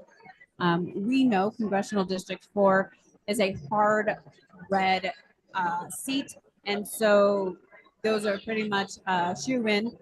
Actually had somebody say that, she's praying for Lowen Boebert this election cycle, and I was like, well, this one is going to be a lot easier for her than in the past because the seat that she's running for is a hard Republican seat. So, but it's just good to see that. And again, Yasmin is still up. Well, and I think one of the things that we need to talk, one of the things that we need to mention about that state board seat of Yasmin's is it really, there was a lot of talk about how important this seat was to Democrats because one of the more moderate Democrats that was on the state board that was termed out, her more than likely Democrat successor coming out of a very blue area, hates charter schools. And currently right now, the State Board of Education has the ability to overturn a local school district when they don't authorize charter schools. Well, Yasmin is going to be much needed to balance that out so that doesn't change. So yeah, that's CD8 board, or that CD8 seat was the one that was super important there. Yes. Also, Lisa Frizzell is winning right now for State Senate for District 2, which is definitely something that we need. She's running against Jennifer Brady. Correct me if I'm wrong, Jennifer Brady is the incumbent. Yes, because I think Lisa Frizzell went to Senate. Yeah, she was, if I remember correctly. Yes, so that's definitely a Leslie question. And then again, we are currently winning Mark Catlin in Senate District 5. Cleve Simpson is currently winning District 6, Senate District 6. And these are state Senate spots. And then Senate District 10 does not have any votes counted yet. Senate District 12, the Democrat, Mark Snyder, is currently winning with 60% of the vote. Senate District 13, we talked about. Scott Bright, man, beautiful numbers there. Senate District 14, the Democrat Kathy Kipp is currently leading over Phoebe McWilliams. Senate District 16, Robin Karnes. Did I say her name right? Probably should have did something before. She's currently losing to Chris Polker. And if I remember correctly, Chris Polker is the incumbent in that race. And then Senate District 17, our GOP chair, Tom Van Loan, ran for that seat. And currently he is losing to Sonia Jax Lewis, who has 69% of that vote. I'm going to shift over to a situation in Nebraska that I'm looking at. They, with a little more than half of the precincts reporting. So Nebraska currently has, when the United States Supreme Court overturned Roe v. Wade, Nebraska started enforcing a long-held ban on abortion that they had where abortion was not legal after 12 weeks. So there were two measures on the Nebraska ballot this year that would basically do away with that and codify abortion being a woman's right in the Nebraska state constitution. And it appears as of right now that that is going to be the case.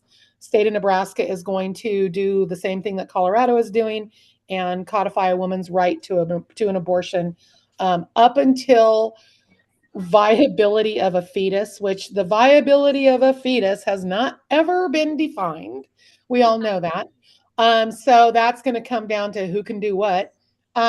Anyway, it appears that that is going to get placed into the Nebraska Constitution as of right now.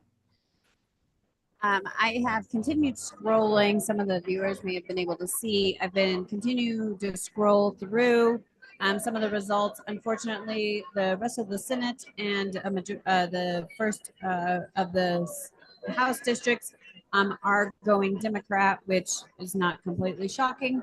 I do want to point out, though, right now in House District 13, Dave Williams, not to be confused with Chairman Dave Williams, is currently losing to Julie McCluskey, who is the incumbent, but he is losing by 1.94% of the vote. So that is a very, very close race right now. I will now also switch over to South Dakota, which also had an amendment on their constitutional amendment, Amendment G, on their ballot that would establish the right to an abortion codified in the state constitution. I am happy to report that the voters of South Dakota are still have some morals and scruples, and that is losing. Good job, South Dakota. Exactly. Yeah. By Thanks, cameraman Bill.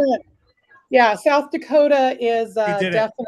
Yep, South Dakota is definitely that is probably not going to happen in the state of South Dakota. So that is good news there. I do have another update on a race that we were watching. I called her Jillian, but her name is Jillaire. My apologies. McMillan, it's just too complicated for me, I guess. She did take the lead over Dan Woog. Oh boy. Yeah, she now has 52.13% and he has 47.87. So we are still waiting for that 8:30 Weld County drop, which is going to be vital for him. Him and Ryan Gonzalez both. Let's see, going down.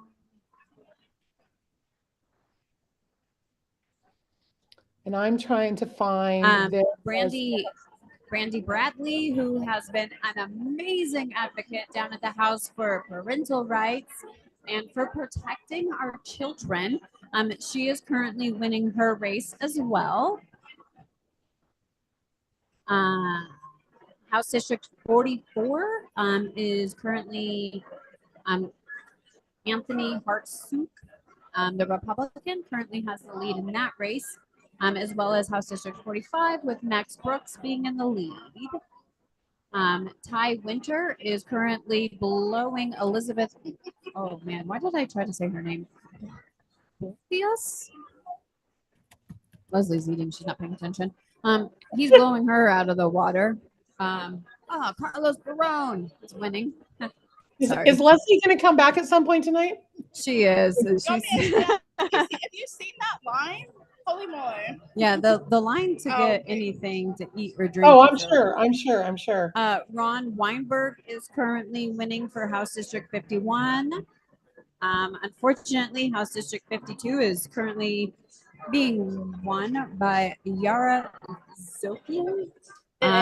And she is pretty radical in my personal opinion. Let's see. House District 56, Chris Richardson is winning. House District 58, Larry Sukla is currently winning, but that race is really close. He is not even up by 1%. Stephanie Luck is currently winning in District 60.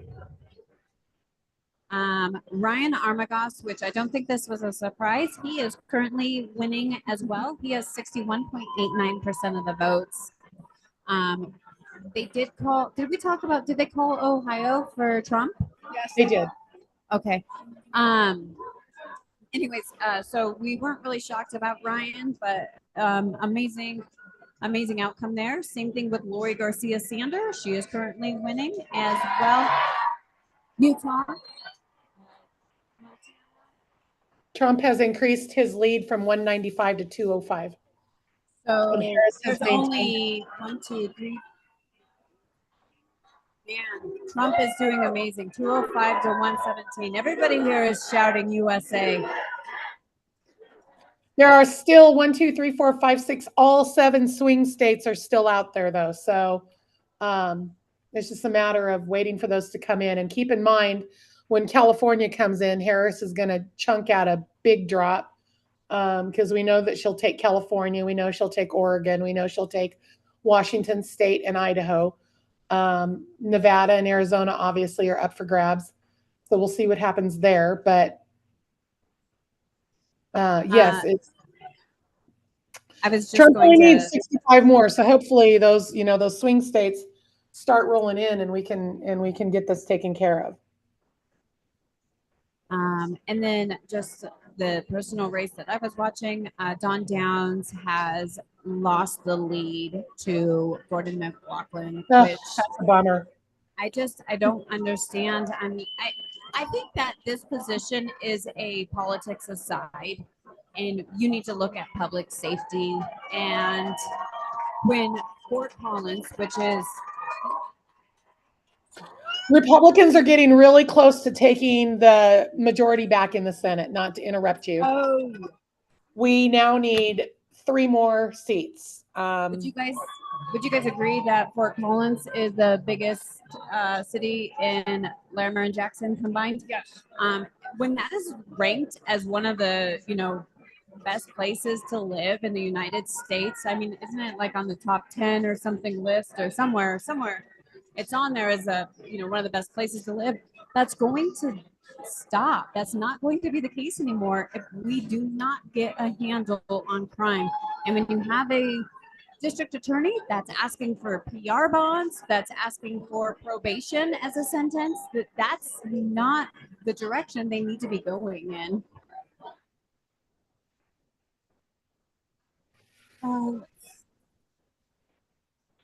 I'm going to step aside for just a minute so you ladies can take over for a second, if you don't mind. No problem. Leslie, I will just let's see. Nevada is too early to call, but currently Pennsylvania, Trump's up by a little bit. Michigan, Trump is down by a little bit. And Virginia, Trump is up by a little bit. So these are the swing states that are still too close to call. Leslie, you've been talking to people in the room. How are they feeling? They are feeling. So I've talked to a couple people. So I talked to Carlos Barron, who is running for House District 48, which is actually a solid red district, and he doesn't even have a Democrat opponent. So it was amazing. The very first vote that landed today got him elected Congratulations, Yeah. Carlos. Woohoo! It was great to see him. He was actually heading out when I talked to him, and he was going to go to Brighton to Gabe Evans' victory party there. Scott Bright is also there in Brighton. And I talked to Ryan Gonzalez, and Ryan Gonzalez was at that point, he was behind by 99 votes. 99 votes. But he said at that same point in 2022, he was behind by 600 votes. So does that mean that we will actually pull that one out? We sure hope so. Ryan is feeling in good spirits. I also talked to Lori Garcia Sander. Lori Garcia Sander is running for House District 49. And I actually 60. happened to also talk to 63. Mike Lynch. No, she's 40. She's 63. Okay, 63. Whatever Stacy says, she's right. So it was previously 49.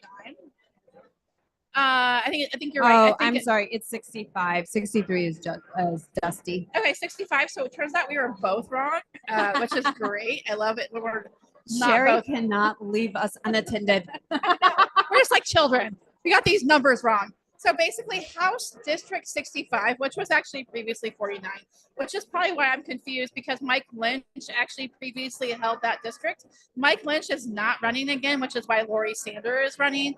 And she is winning, of course. We can't have it any other way. So excited to see Lori Sander win that seat. Who else did we see? Ryan Armagost is out here. I saw my own personal mayor from Johnstown, Michael Duncan. I am a big fan of Michael Duncan. He has been a fantastic mayor since elected in April. Who else did we see? Lots of people. It is busy, busy, busy out here. Show them the crowd, Bill. Yeah, cameraman Bill. Look at the crowd. People definitely are having a great time. Like I said, it's just amazing to be with so many like-minded people who are wanting the exact same things as us. Let's see. Also, just a quick update since there's been a couple of additional dumps on the Secretary of State's website, just where some of the propositions are currently sitting. So let's see if there's any major changes. G is still passing, H is still passing, I is still passing, J is still passing. So they want to remove the ban of same-sex marriage from the Constitution.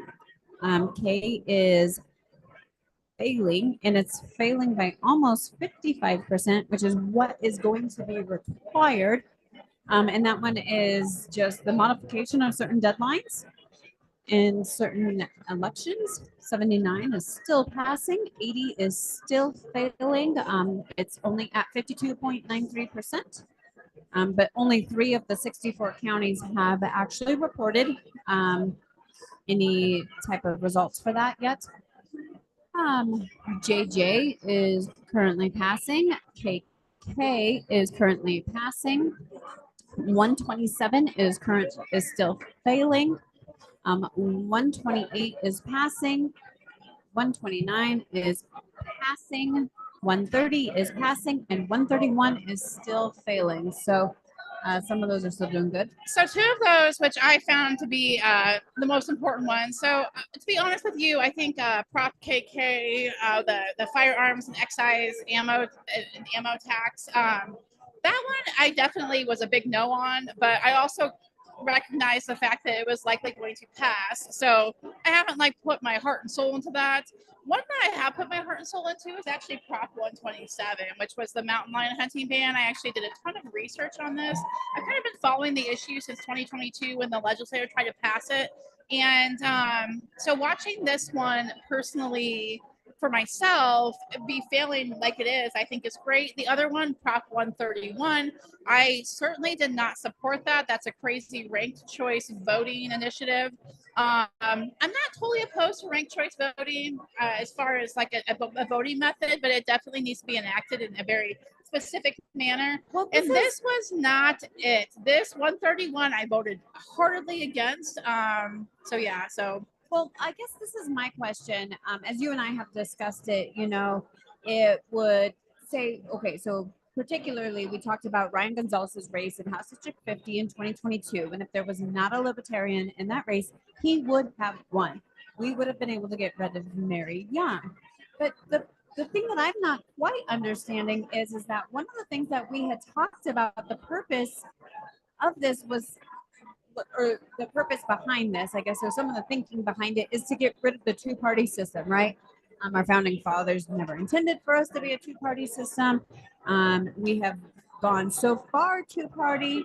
So yes, ranked choice voting is great, but in the situation of Ryan Gonzalez's race, I mean, it actually doesn't get rid of the two-party system. Is that something that would change in future elections and not necessarily past elections? So let's take a look at what happened in Ryan Gonzalez's race in House in HD 50 in 2022. So Ryan Gonzalez and Mary Young were the Republican and Democrat candidates, and then we had a Libertarian candidate who was a totally no name. Nobody even knew who the candidate was. That candidate, so Ryan lost by 330 votes, and the Libertarian candidate actually gained, I believe, had like 800 and some votes, right? So definitely more than that spread between Ryan and Mary. Now, because we have a static election process, all of those votes are just static. So at the end of the day, boom, boom, boom. That's how it is. Now, in a ranked choice voting method, what could have happened is that the people who voted for that Libertarian could have marked their ballots for the Libertarian, one, and then marked their ballots for the Republican, two. And what that would have actually done would have been added those votes to Ryan's count in the end, because it's fluid, right? So right now we have a static method. This is a fluid method. So with that fluid method, in my opinion, I believe that Republicans would have more state legislative seats than they have now, because we have seen many, many seats in Colorado lost by such tight margins, where the Libertarians actually pulled more votes than that margin actually was. If those were not static votes, those could have been dynamic votes, and those Libertarian votes could have ultimately been given to the Republican, making them win.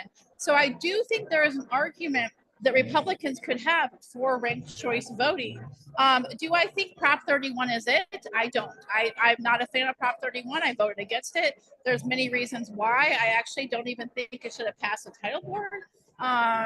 But yeah, so I think there's a question to be had about it if for some reason Prop 31 does pass. In my opinion, what Republicans like you and I need to do is we need to get together and we need to figure out how we use that to our advantage. Yeah. Because there are some advantages to it for sure. Yeah. So while Sherry is still away, let's talk about some of these ones that the city of Greeley specifically had. I know that you were working on the no on 2L and no on 2M ballot measures. Currently, both of those are currently passing. I would like to say personally, my frustration with those ballot measures is they say specifically without raising taxes. But in the state of Colorado, we have the Taxpayer Bill of Rights, which prohibits people, the elected officials, from increasing taxes without the citizens' votes. So if a measure that they're putting on the ballot does not increase taxes, then we wouldn't have to vote on it. So there is a tax increase somewhere in here that's making us vote on it. And basically, the 2L was for the city of Greeley to extend the food tax indefinitely. Right now, Weld County citizens, Greeley citizens are struggling. The Weld County Food Bank currently serves anywhere from 800 to 1,000 people a day. So it's clear that people cannot afford groceries, and this is a sales tax on groceries. How is this going to work for people, do you think, Leslie? Sorry, you took a bite. And Bill stepped away. Video man Temporarily. to get some food. So I'm gonna come over here and tell you what I think is actually the case. They're trying to pass this off as this is not a tax increase. But the thing is that food goes up. When food goes up, taxes on food goes up. Food should be taxed up. Really, I hope that would feel this where we have. Is it passing? Yeah, it's currently passing. Oh, no. Yeah. So Unfortunate. in case you couldn't hear what Leslie said, it doesn't increase. What they needed to say was that without increasing the tax rate percentage, that's what they need to say. They're not going to charge more taxes, but if anybody has taken a economics class, they understand when the cost of something goes up, even if the percentage rate stays the same, the amount of taxes that you are paying on that loaf of bread, on that gallon of milk, is going to go up. So yeah, these are a little concerning that this is currently the state of those ballot initiatives. Let's see if anything else has been updated. There was a small period of time where the Weld County Secretary or Clerk and Recorder's website had gone down, but that does look to be up and running again. In case anybody that is watching noticed that. I'm back. I would. I'm back. Oh. I was like, who's back? Where did that come from? I'm back. I would like to report the city and county of Denver voters are not quite as bad as we all maybe thought they were. Both the initiative ordinance 308, which was the the fur ban, and 309, which was the slaughterhouse ban, both of them are failing. The slaughterhouse ban is failing by almost 65%, and the fur ban is failing by about 58%. So at least I think the folks in Denver at least figured out that that slaughterhouse ban literally attacked one business. One. Yes. And Colorado. So it was one business, but it was going to have a national effect on it. That's what I was going to say. Complete Colorado actually broke this story that this was going on the ballot, and we followed it all the way through. And despite the fact that it was only going to target one business, that one business was the largest lamb processing plant in the entire United States. The lamb processing plant that is down there by the convention center has been there for decades. It's an employee-owned operation. Everybody that works there has a stake in that business. Do you think that's why they went after it? Part of it too is that they don't want that aspect of it? It was a NIMBY thing. I mean, that's exactly what it was. But here's the deal. Even some of the most progressive Democrats, the spokesperson, I thought I was going to die. It goes back to that, even a broken clock is right twice a day. The spokesperson for the vote no on the slaughterhouse ban was Ian Silveri. And if you don't know that name, that would be Brittany Pedersen's husband. He was the former director of Progress Now for Colorado. And Brittany Pedersen, we all know, I think it's Congressional District 2 or whichever one she's in, that's 7 maybe. They are some of the most progressive folks in Colorado. And Silveri was against this, and he was the spokesperson for the vote no. So this was clear that even some of the most progressive folks in Colorado recognized the massive hit, the restaurants, the ranchers, the lamb ranchers in Colorado and across the nation that used Superior Farms as their lamb processing plant. It would have caused major economic damage to Colorado. So one thing that we see currently in Weld County, right, is some of the meat processing plants. If you have a cow, you're taking in yourself to have butchered and cut up for your own personal use. They are being just overran right now with orders. It's it takes a while to get a cow out, or a pig, or whatever it is. And this one particularly, since it was one of the biggest lamb slaughterhouses, it was going to put a massive burden on other ones in other states. And I mean, that's taking away work from Coloradoans. That's taking away food on the table for Coloradoans. And also on the West Coast of the United States as well. If someone wants to order veal at their fancy dinner, that's going to skyrocket. On the fur ban one, I know that there was a small thing that was in there. This was going to directly affect the Western Stock Show. Wasn't that correct? Yeah, it would have caused many of the vendors and other folks that come in for the National Western Stock Show to not be able to sell a lot of their goods and products. It also would have chased away, a large portion of the folks from Colorado as well. And in fact, the National Western Stock Show, which doesn't normally get itself involved in politics very heavily, came out against both of these. That's how important it was to the National Western Stock Show. Was there a small caveat for the Native American population? Were they able to do it, but like white people couldn't? I didn't cover the fur ban quite as closely as I covered the slaughterhouse ban, so I can't really speak to that. But I vaguely remember hearing something about that. Like maybe they would have been able to, right? Because you have to watch how you handle those situations, right? Which I mean is great, but like also I don't think that there are, necessarily like a massive decrease in beaver, which is one of the most common furs for like cowboy hats. That we need to say, oh, wait a minute, we need to scale back on this because we need to protect them. This is merely the tree huggers, if I could be so blatant. Brash. Thanks, Bill. That's not a camera issue, Bill. But be so brash to say, like, these people have these bleeding hearts for these animals, which is great, but it's not like there's a massive issue. It's not like they're about to go extinct. Right. I thought there was results coming in. A little bit ago, they're not coming in quite yet, but it did show a little bit ago that Trump was still leading in Georgia, and most of the highly populated areas were in. Trump was leading in Pennsylvania with most of the highly populated areas in, and he was leading also in Virginia. I guess those may be coming to a head here pretty soon. I just refreshed my Secretary of State.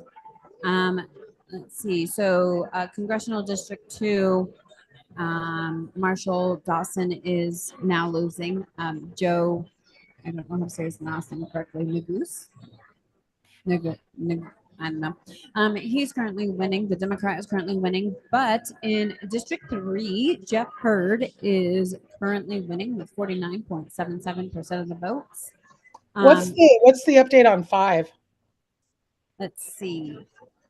5, Jeff Crank is at 54.86% of the votes. Cool. So he looks like he's kind of pulling ahead here. He's up by like 29,000 votes. So, cool. But with the District 3, if people remember, back in 2020, was it 2020 or 2022? 2022, there had to be a recount in that district when Lauren Boebert was there. Right. And that's what was so concerning about Jeff Frisch's campaign coffers. Yes. So the fact that Jeff is still up, amazing. That's great. Let's see. I know Weld County has not done another dump because it is only 8:23, but let's see. District 6 for Congressional District 6. Unfortunately, Jason Crow is winning. Talk about a joke of a man. Let's see. Can I tell my favorite Jason Crow story? Go for it. So on January 6th, 2021, there were claims of an insurrection at our U.S. Capitol.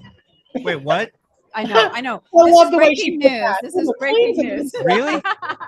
And we all know that when mainstream media gets a hold of a word like insurrection, they just never know how to let go of it. No, not at all. And so I saw a picture from inside Congress, like on the floor or whatever, and there was a picture of Jason Crow, and he is hiding down behind chairs. Now, mind you, this is a Army Ranger, a former Army Ranger vet, and he's hiding scared behind chairs. Meanwhile, in the background of the picture is a gentleman who's sitting like this, just relaxing. And I'm like, oh my God, like this clearly was a photo op opportunity that Jason Crow took. But I'm very, very, very, very concerned that an Army Ranger, like they are supposed to be some of the best defending our country, was scared by citizens coming into a building. Yeah. Not, January 6th will go down in history as one of the most dangerous days in America. If Trump is able to pull this off tonight, I can't wait to see how this turns out. If you think back to Black Lives Matter and COVID and all of that, and the fact that progressives in Colorado literally destroyed or attempted to destroy the state capitol. They vandalized it. They spray painted it. They broke into and destroyed many businesses of black-owned businesses in downtown Denver. They and nothing was ever said. No, it was like no big deal. You know what I mean? No. What was it? One of Kyle Clark's bodyguards shot somebody. I mean, this was ridiculous how out of control downtown Denver got during that time. And it was no big deal. So if Trump is able to pull this off tonight, which as I watch these returns come in, I am growing more and more cautiously optimistic that holy camole, we may actually get our country back. And I am so excited. I can't wait. I actually, like when you're talking about the Denver Capitol, so the state of Colorado Capitol, that's where I was on January 6th. And I had not been down there. I'm going to be honest. I choose not to frequent Denver, especially downtown by the Capitol, because it's scary any day of the week. But specifically during the summer of 2020, it was terrifying. And so when we were walking down there on January 6th, we saw businesses that were boarded up with plywood that had spray painted liquor so that you knew that it was a liquor store. That was so devastating and heartbreaking for me. And then to even just kind of talk about what some of the environment was like, I had a guy on a bicycle try to run me over because I had a Trump hat on. And so, I mean, it just shows the mental state of the people that are down there. And like you said, Sherry, absolutely nothing was said. Absolutely nothing was done. Nobody was shot. Nobody was, on January 6th down at the state of Colorado. But there was a lot of aggression towards Trump's supporters. If you remember, Stacy, when I first moved to Wyoming, you guys gave me a bad time because when I was living in Colorado, I was pretty careful about my support of Donald Trump. And when I know where this is going. And a lot of it was because of what you just said. And then add on top of that, the fact that I'm a reporter for Complete Colorado and all this other stuff, it just wasn't worth the ordeal, right? So fast forward, I moved to Wyoming, and within a couple of months of me being here, there's a big Trump rally and parade and stuff. And so we might be getting some results. Oh, yep, we may be getting something here in a second, at least for the United States Senate. Yeah. Oh, maybe. No, maybe just not. An update. Just a commercial. Premature cheering. So I go to my first Trump rally where I can openly wear my little pink hat that says, yes, I'm a Trump girl, 2024, get over it. And I had a big flag and I wrapped myself in this Trump flag. And the first thing that Stacy says to me when I send these pictures is she goes, who kidnapped you?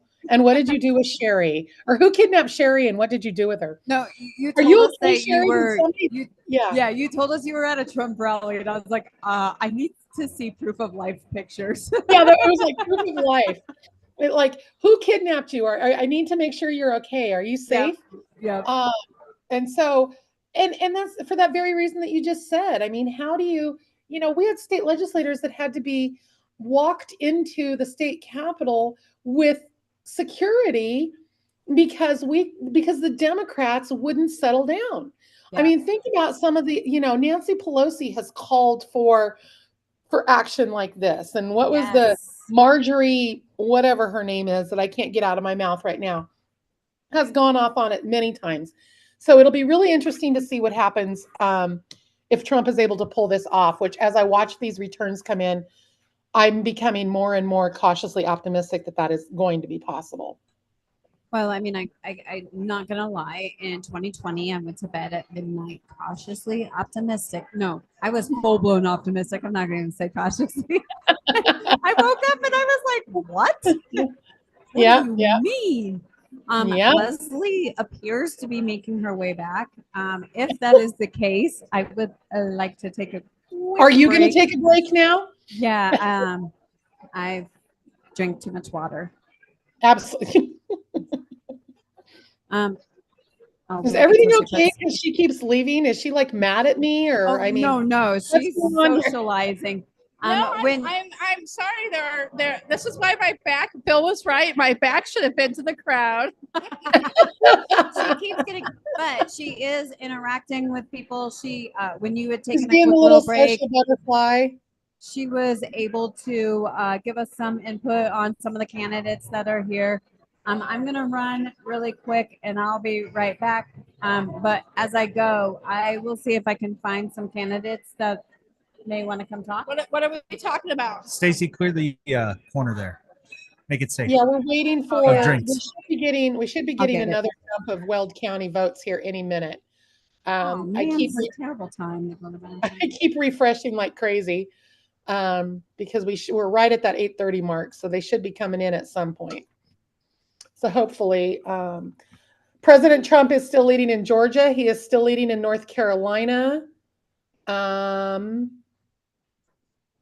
75% in, and he's 52 to 46. He is now taken over the lead in Pennsylvania, 51 to 48. This is looking really good tonight, Leslie. I mean, I am staying cautiously optimistic, but man, he's leading in Wisconsin now. Harris has lost the lead in Wisconsin. Wow. Yeah. He's there. She's only ahead by 0.2% in Michigan. I am very excited. This is very, I'm very cautiously optimistic that this is going to play out. Yeah, so let's look at some of the swing districts in the other areas of the state. Yeah, go for it. Okay, let's do that since I'm back. I went out. There's lots of people here, and many of them I know. So I just enjoy just going and rubbing shoulders. Let's see what we've got here. Let's look at some of these exciting races. I am always looking for as you're doing that, I'm just refreshing Weld County over and over again. Okay. Oh, so let's look at HD 16, which would be El Paso County, and that's Rebecca Kelty versus Steph Vigil. And it looks like they are, I mean, pretty much tied, 49.44 Rebecca, 50.56 Steph. That gives them, what is that? 250 vote difference there in that district. That could and that would be flip. a big loss if Vigil lost. That would be just amazing. It would be a big one. Looks like in HD 19, we've got Dan Woog behind now since Boulder County votes dropped. He is down by about 1,500 votes. That would be unfortunate. HD 20, which is a hard red district, we got Jarvis Caldwell. I actually have gotten to know Jarvis this election, and I'm excited to see him in the state house.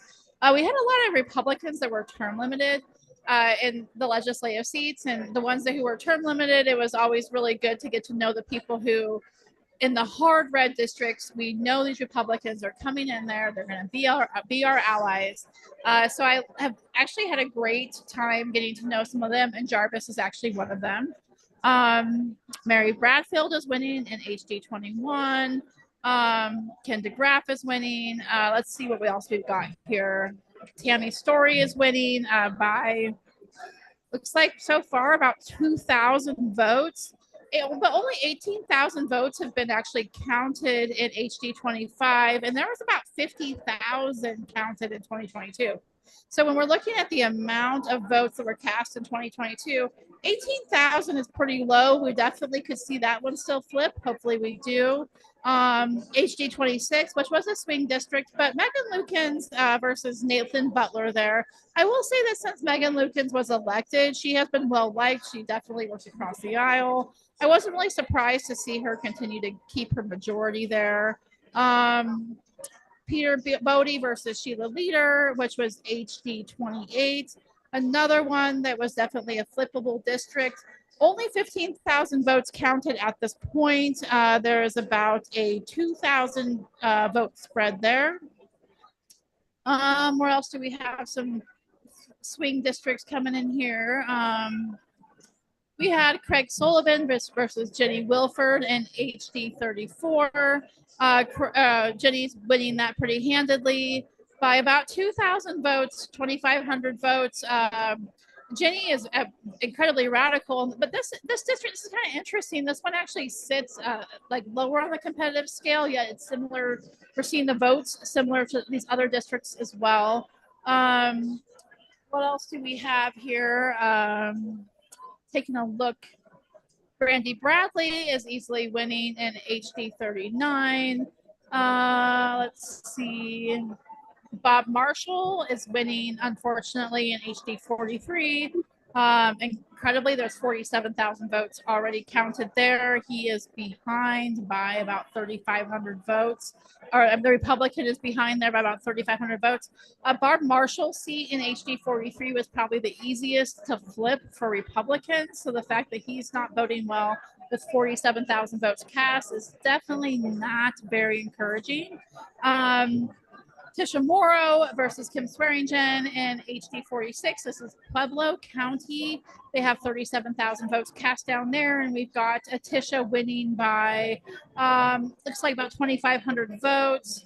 Carlos Barron, who is here at HD 48 in Weld County, he is winning. He did not have an opponent though, so we were not surprised about that. I am excited to see Carlos elected.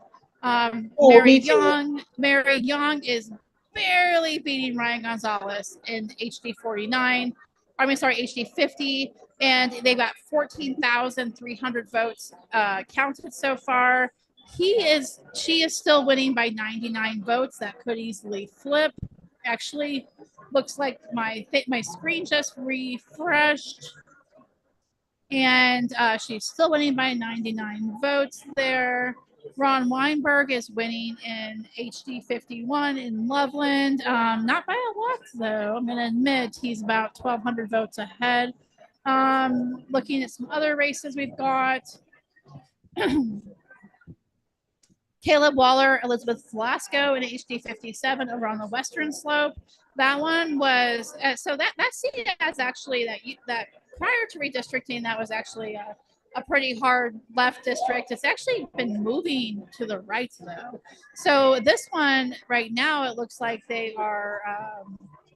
Elizabeth Velasco is winning by about maybe 3,000 votes. It's hard to say. 58, which is down in the Durango area.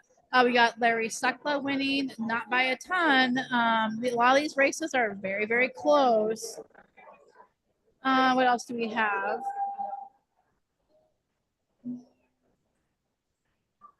Ryan Armagost, up where I live, that's my representative. He is winning by 61% of the vote to Mark Matthews, who's got 38%. I'm going to interject in really quick. Weld County just dropped another batch. House District 50, Ryan Gonzalez he's narrowed the gap. I can't do the math in my head, so let me get out my little trusty calculator there. See, Mary Young has 73-13 to Ryan Gonzalez's 72-77. He is 36 votes short of Mary Young. Oh, moly, man. 36 votes. Jeez. Oh, wow.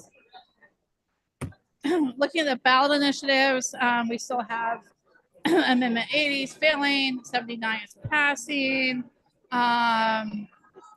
JJ is passing by a lot. KK is passing, which we kind of thought. Looks like Well, they just called Iowa for President Trump. Iowa.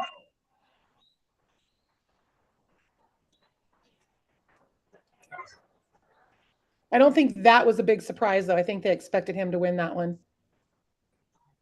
We still have Prop 127 failing. This one for me is something that I got personally invested in this year. So I'm like, I mean, Prop 127 is failing by a lot, actually, by 11%.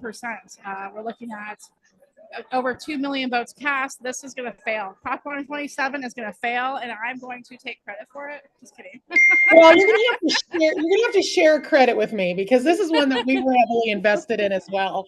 I know I spent way too many hours on this one and way too many stories. In fact, I've got the lady one of the ladies that is at the head of the pro mountain lion hunting. She regularly contacts my boss to complain that I'm not fair to her. So she has done nothing but complain. Oh, we got Ryan Armagost here. Ryan, my good friend Ryan. Did you see Prop 127 is failing by a lot? Yeah.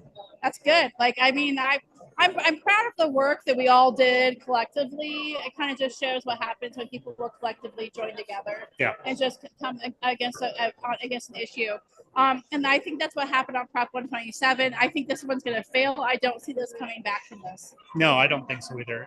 The sad thing is the other side always talks about misinformation and disinformation, but the amount of misinformation and disinformation that they use to lobby against those and campaign against those is horrible. So I'm glad people saw through the nonsense and were able to see the true meaning of the bill or amendment.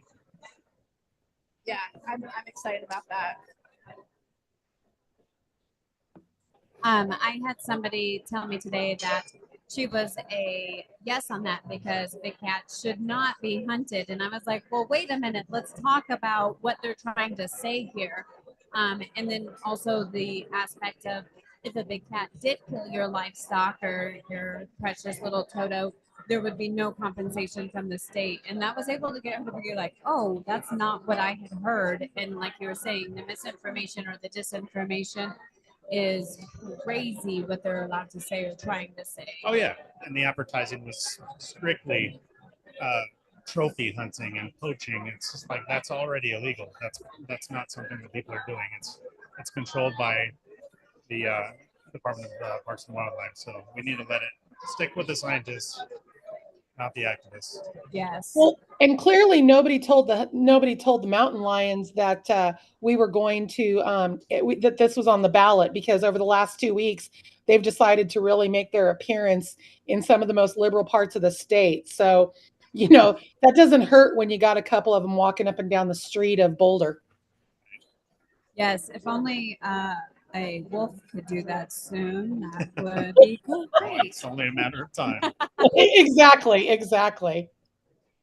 So right now, Ryan is running for House District 64 here in the state of Colorado, and he currently has 61.89% of the votes.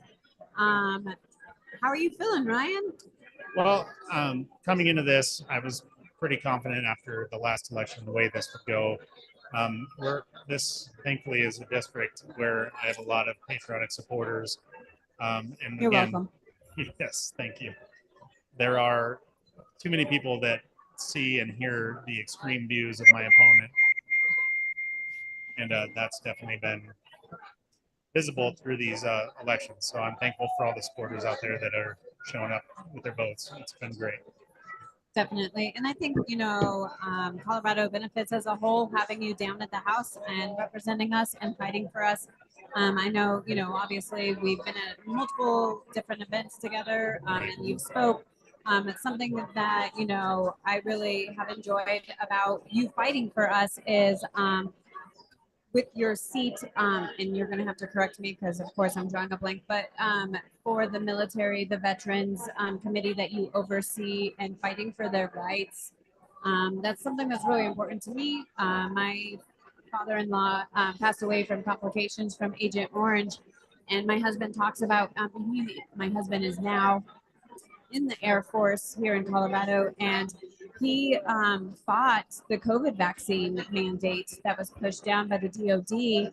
And, you know, he just talks about some of the stuff that he went through helping his dad and being there for his dad. And so it's great to know that we have a representative, one, that not only understands military, but two, willing to fight for them and push, because that was not necessarily the case with all of the people on that committee in this last 2 years. Is that correct? That's correct. So, yeah, we have a Veterans Caucus, and I'm proud to be co-chair of the Veterans Caucus starting this year.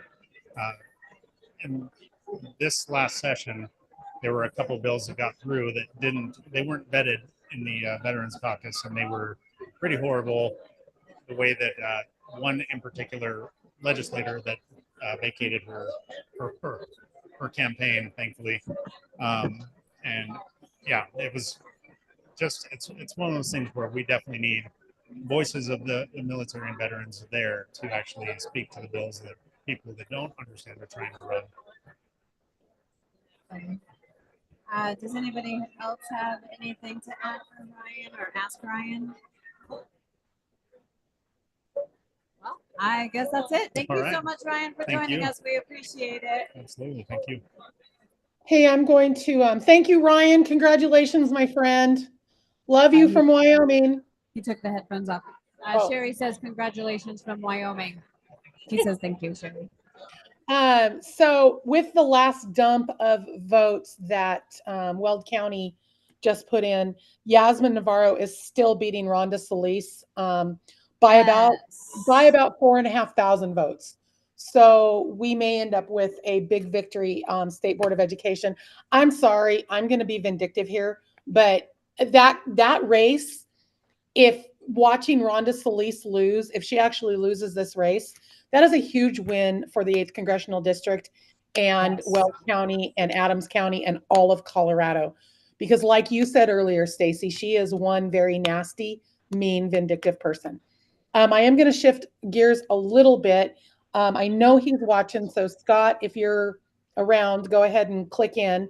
Since the most recent drops of Weld County ballots are in, I'm going to bring on Scott Smith, who represents House District 5 in Wyoming, once he comes to sign in. I know he's out there, so I know he can hear me.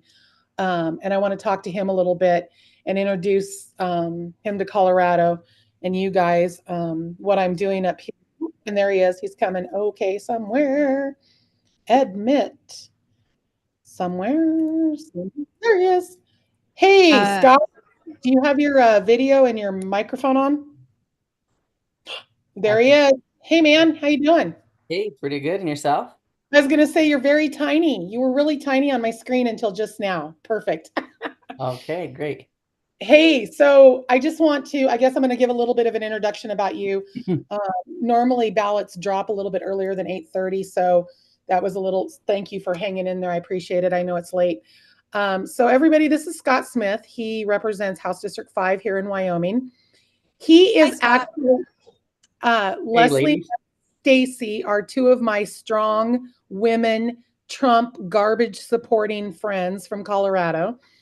And Scott is actually one of the first elected officials that really embraced me and befriended me up here in Wyoming. And it's kind of a weird situation how we came to be.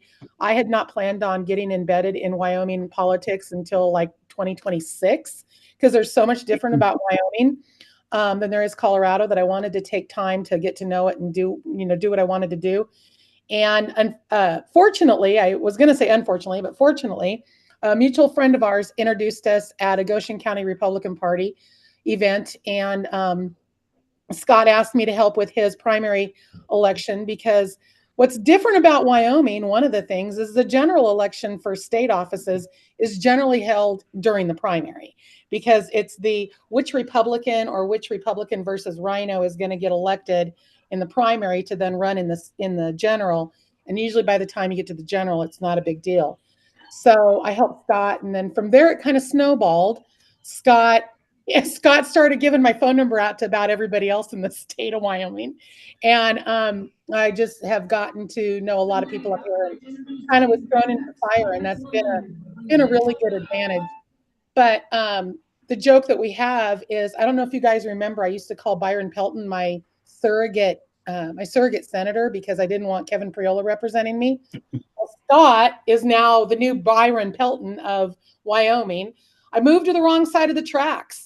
All I got to do is cross the railroad tracks across the street from my house, and Scott would be my representative. Who's up But, there? but Lauren. instead, I've got somebody else. So, Scott, I still cannot, I guess, I want to ask you, because one of the things I still can't do is maneuver this Secretary of State's website in Wyoming. What's going on there, guys? Lauren's up on the stage. They called her race. So she's Oh. her. Okay, give me a second, Scott. Lauren Bobert's on stage. Maybe. We have run against your policy. You have put in the hard work to your neighbors, your family, your friends. She's basically thanking everybody for their hard work to help her. The swamp, they thought I would fail. I don't know. But you all welcomed me to Windsor, Colorado. The crowd goes crazy to welcome Lauren Boebert to Windsor, Colorado. It's kind of like an A+ with extra credit with this GED right here.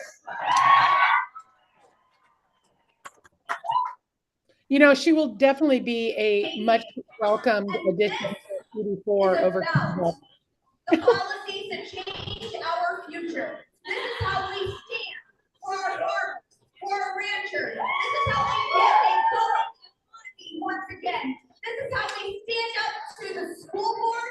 This is how we stand up to the unions, the Department of Education at the federal level, which I hope President Trump doesn't. That's Trump stopping the state or the Department of Education. People cheer. Making health Americans healthy again. People are cheering. This is how we regain the American dream. That fundamental principle that keeps us all going, that keeps us all working harder each and every day. My Democrat opponent just called and conceded and asked me to uphold our democracy, and my response was, I promise you, I will uphold America's constitutional republic. They wanted her to uphold our democracy. She said our constitutional republic. Burn. History class. Government. And it's not just about political rhetoric. This is about government accountability. And I promise you, I will fight harder than ever to hold your federal government accountable.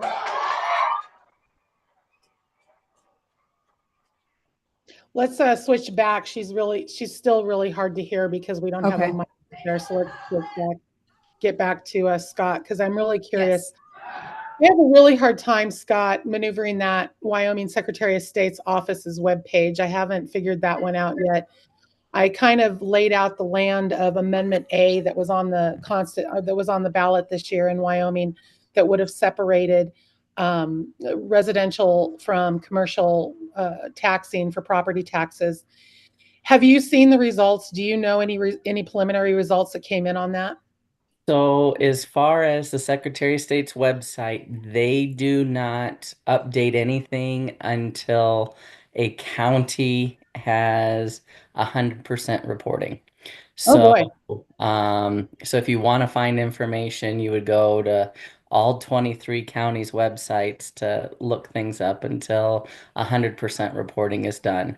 Looking at Goshen County, where we're located, or well, I guess you're out of the county at the moment, but Goshen County has nothing to report as of 3 minutes ago when I looked. So I checked it just before I got on. So Had they reported any of the school board stuff as well? it would be the county clerk that And so reports, they haven't reported that and either. so there's zero reporting as we speak. So um we do things old fashioned way here in Wyoming, and so Hey, it works. 7 o'clock, they close the polls, let the last people go through, and then at 7, the poll watchers close everything up, load everything in a car, and drive it to the county clerk's office. And so then they have to wait in line at the clerk's office, whoever got there first, and they give off a little thumb drive and they upload it. And if they had any errors or problems, they have to take the ballots and run them through machines. And so it's a process. So.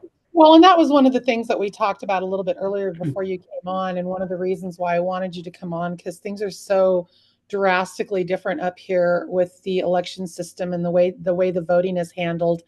One of the things your opponent in your primary, Jackie Van Mark, was I don't know, I don't want to call her campaign manager, but she was very much in the high end of the consulting for Liz Cheney back when Cheney was running against Harriet Hageman for the one and only congressional seat that Wyoming has. Um, Speak a little bit, explain to Colorado voters a little bit about the difference, how the state legislature works in Wyoming, because one of the things that Colorado folks have talked about trying to put on a citizens initiative is changing our legislative dates. We currently have 120 days a year. Explain how the Wyoming legislature works, how many days you have and what you work on. So Wyoming, when we got statehood, did not want full-time politicians. And so fortunately for us, in a 2-year cycle, we're only allowed to meet constitutionally for no more than 60 days. And so it is 40 days in odd years. So 2025 is going to be our general session. It's going to start in mid-January and go for no more than 40 days. And then in the even years, it is our budget session, and it's not we're not allowed to meet longer than 20 days. So that is our 60 days. Now, I sometimes wonder constitutionality of the legislature meeting in committees throughout the year, because we're still meeting, we're doing the people's work, and we're meeting all over the state. So I'd kind of like to even see that reined back and pulled in a little bit as well. So What talk a bit about Amendment A, and one of the things that I find fascinating, and talk a little bit about this as well, is there's 60. Correct me if I'm wrong. There's 62 House districts in Wyoming, and I think you said you have 5 elected Democrats in those 62 House districts. But what is the problem? You would think, wow, 5 Democrats, 62 House seats, that leaves you with 57 Republicans. Yet so many things don't get passed and don't get on the, don't get taken care of. What's the problem? So Wyoming has almost become a uniparty state because the people of Wyoming are truly conservative. They are diehard conservatives through and through. But unfortunately, the Republicans in the state have, over the last several decades, have become lazy, and they would just vote for anybody with an R next to their name. The incumbent I unseated 2 years ago, she was at one time a registered Democrat and then changed her party affiliation because if she wanted in, she needed to become a Republican, especially in this district because Goshen County is home to Harriet Hageman. And we're very proud of her for that. So the Wyoming House has 62 members, and like you said, 5 Democrats.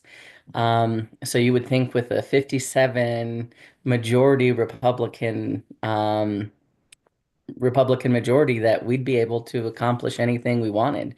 which simply is not the case. And a fabulous website to get Wyoming statistics on the legislators is evidencebasedwyoming.com.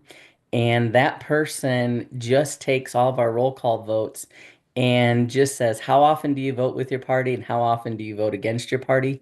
And so there's 31 Republicans here in Wyoming that consistently vote 80% or more with the 5 Democrats. So it's So 31. Oh, I was even wrong. I was even low. I had it at 27, but at 31 yeah. consistently with Democrats. So then when you have 31 Republicans, you could almost predict the vote count because it would be 36-26 often was the votes. And so I was often in the minority, because these Democrats, or as we lovingly refer to them as rhinos, Republican in name only, they just basically vote with the Democrats a majority of the time. So we have the most powerful Democrat Party in the US with all 5 of them. So they can just pass anything. But I am optimistic because in the primary, many of the establishment individuals, we lost a lot of institutional knowledge. We'll say that in the primary. So I'm excited about what the future holds for Wyoming and do believe that the conservatives have regained control of the House. And so just the margins aren't as good in the Senate. I think right now there's like a one conservative. Yeah. And then you always have the squishy middle, but you can't count on them 100% of the time. But yeah, go ahead. Oh, no, I was just going to say, but where does that leave you with the governor? I mean, I know there was a couple of different things that were passed last year. One that a lot of us were super excited about, and that was taking away or reinstating, or however you want to put it, allowing concealed carry in government buildings, which would have included K-12 institutions and higher education institutions. Managed to get that through both the House and the Senate, but then Governor Gordon vetoed it at the very last minute. A lot of people thought he was going to let it sit on his desk and just pass without signing, but on the very last day, he vetoed it. Do you think that'll come back before you guys this year? And where do you think that stands? And even though you now have that majority back, how do you get around that? So as far as the governor goes, I know I'm not on his favorite list. Him and his wife and his political action group gave my opponent in the primary almost $7,000 Wow. to campaign. And so even going into the governor's residence, I'm not well liked and respected. But hey, I'm here to do a job and represent the people. But yes, the governor actually, in the last final stage of things, vetoed 6 important bills.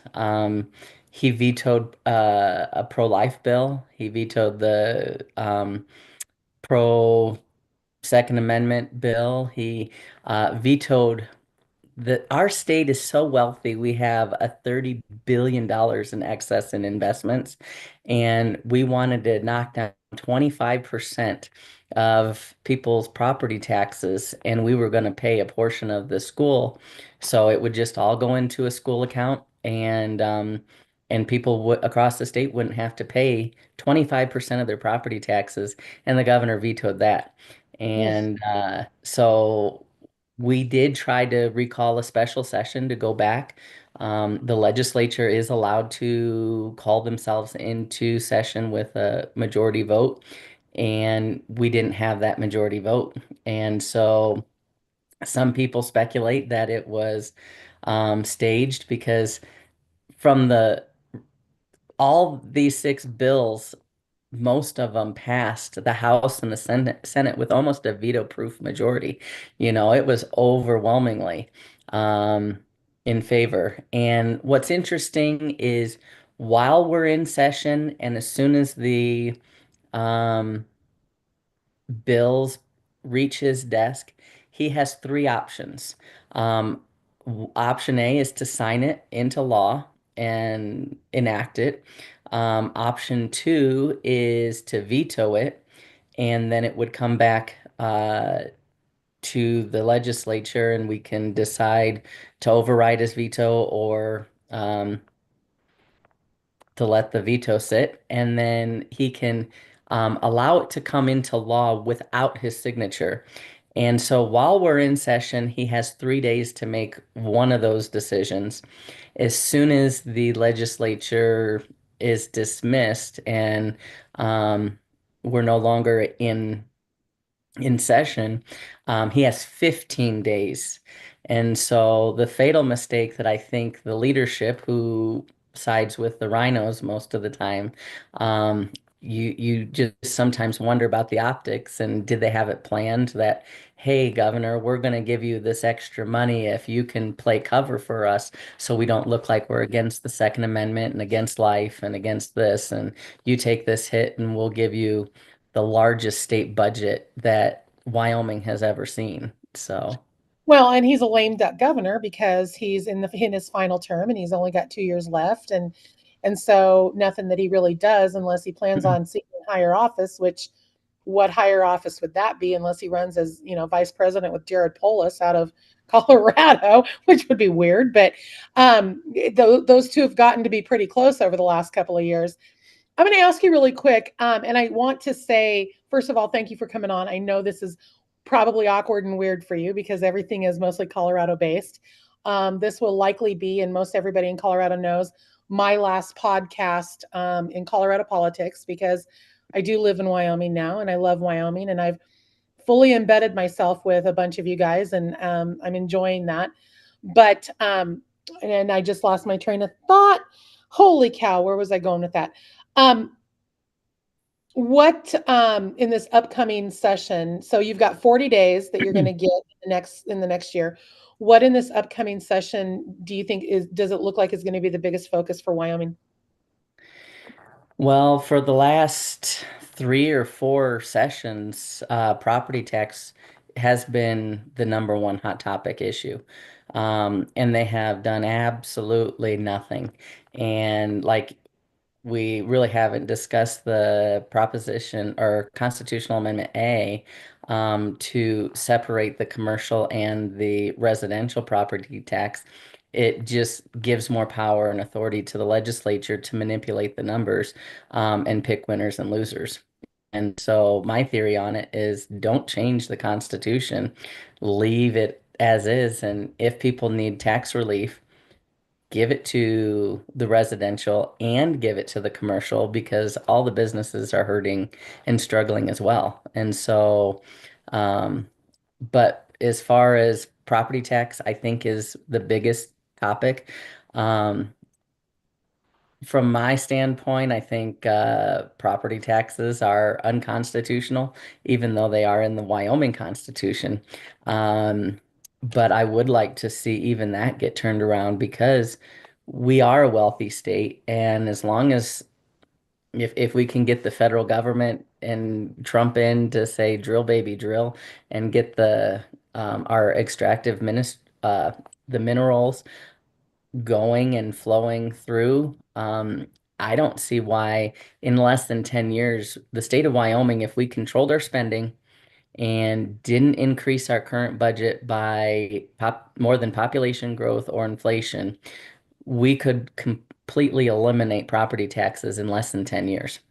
Wow, that would be crazy, considering Yeah. Wyoming already doesn't have a sales tax. Eliminate property taxes. I mean, that just goes to show how wealthy the state really is. Before I let you go, I know we have a couple of little inside jokes, because my friends back in Colorado are always asking me, are they taking care of you in Wyoming? Are they taking care? Who's watching out for you in Wyoming? I live alone. I live out in unincorporated Goshen County. There was a situation that came up when I was having my knee surgery. And so Scott lives to the west of me in a town about 8 to 10 miles west, Lingle, still inside Goshen County. But he has to drive past my house because I live right on the highway. He has to drive past my house every single day of the week to go to work for his day job, since, yeah, he's not they don't pay the politicians up here the way they pay him down in Colorado. So I'm in the nursing home. drugged up on oxycodone several days after my surgery. And I get a text message from Scott, who's been driving past my house for a couple of days. What was going on at my house, Scott? The lawn sprinkler was on for like 3 solid days. I just didn't know if I was catching it at the right time in the mornings but then and it was, I don't know if it was dark or I missed it, but I just was like, morning, noon, and night, no matter what time I passed by, your sprinkler was on. And I'm like, well, I'm hoping she's on a well and that she's not metered. And because that would be an expensive bill, but just asked if you wanted me to turn off the sprinkler. So it was really kind of nice too, because here I am laying in the nursing home getting this text message going, holy cow. And I didn't know what to say. So yes, Scott ended up stopping at my house and turning off my sprinklers.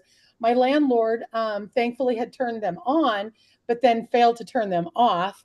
So I had Scott, but then then it comes down to a couple days later, a friend of mine in Torrington calls me up and says, oh my God, because I had told him about the sprinkler situation. And I'm like, oh my God, there's a Harris Waltz sign, huge Harris Waltz sign in your front yard. I don't know who put it there, but you've got this big Harris Waltz sign in your front yard. And I'm like, keep it in mind, I'm still on oxycodone because I'm only about 5 days out of my surgery. And I'm like, nope, not happening, because I am pretty convinced if Scott Smith is going to call me about a sprinkler system, there is no way he's going to have his signs sitting next to a Harris Waltz sign.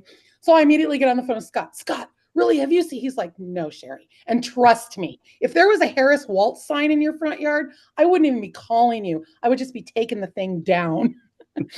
So for all my friends in Colorado, yes, I do have people up here looking out for me. Thankfully, Scott and many others that I've met have been great. And I'm going to miss everybody dramatically in Colorado, but I wanted to introduce at least Scott to you guys. And I was hoping that there would be some results, but see, here we go. This was I don't know the whole Wyoming thing. I was hoping there'd be some results for Goshen County and Amendment A, but I guess we just have to wait and see what happens. Well, I'm gonna do a quick refresh and see if we can find it really quick. And it doesn't appear Goshen County has nothing reporting. So no. Well, and I appreciate you coming on, Scott. Hopefully we get to do many more of these as I move forward into Wyoming politics. But you've been a great friend to me so far, and I thank you for everything. And obviously your race is going well. Did you even have an opponent? I don't think you had an opponent. So I did not have an opponent in the general, which is my first time. I won the primary 2 years ago and unseated the incumbent. And she was kind of a sore loser and recruited a retired banker that my wife actually used to work for and recruited him to switch parties and become an independent and run in the general as an independent against me. And I looked on the Secretary of State's website, and lo and behold, my opponent that I unseated in the primary was listed as his campaign treasurer. And it's like, print and shared with everybody. And it's like, look, nothing to see here, folks. And so that ticked people off. They're like, we voted you out, and now we're not gonna, let you stay in office through this other guy. And so, Wow. so I was grateful for 6 months of campaigning was difficult and tough, and my health wasn't the greatest at the time either. And so I was relieved. And then after the primary and winning that, and I beat her almost 2-1. So that was good. And not only was she a Liz Cheney fan, but she was a Liz Cheney Southeast Regional Director of Liz Cheney's campaign.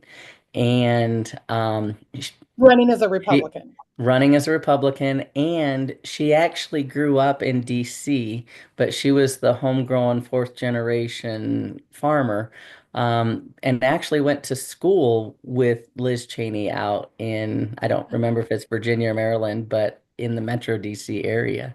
And so they have much deep and rooted ties. And my favorite campaign advertisement, you know, she talked bad about Republicans, that it's the Republicans that are going to tear apart our Constitution, and she's not fearful of the Democrats. And she did this on an interview, so all my ads were just replaying it. And she's like, "Oh, you voted for Donald Trump twice. Are you gonna vote for him a third time?" No.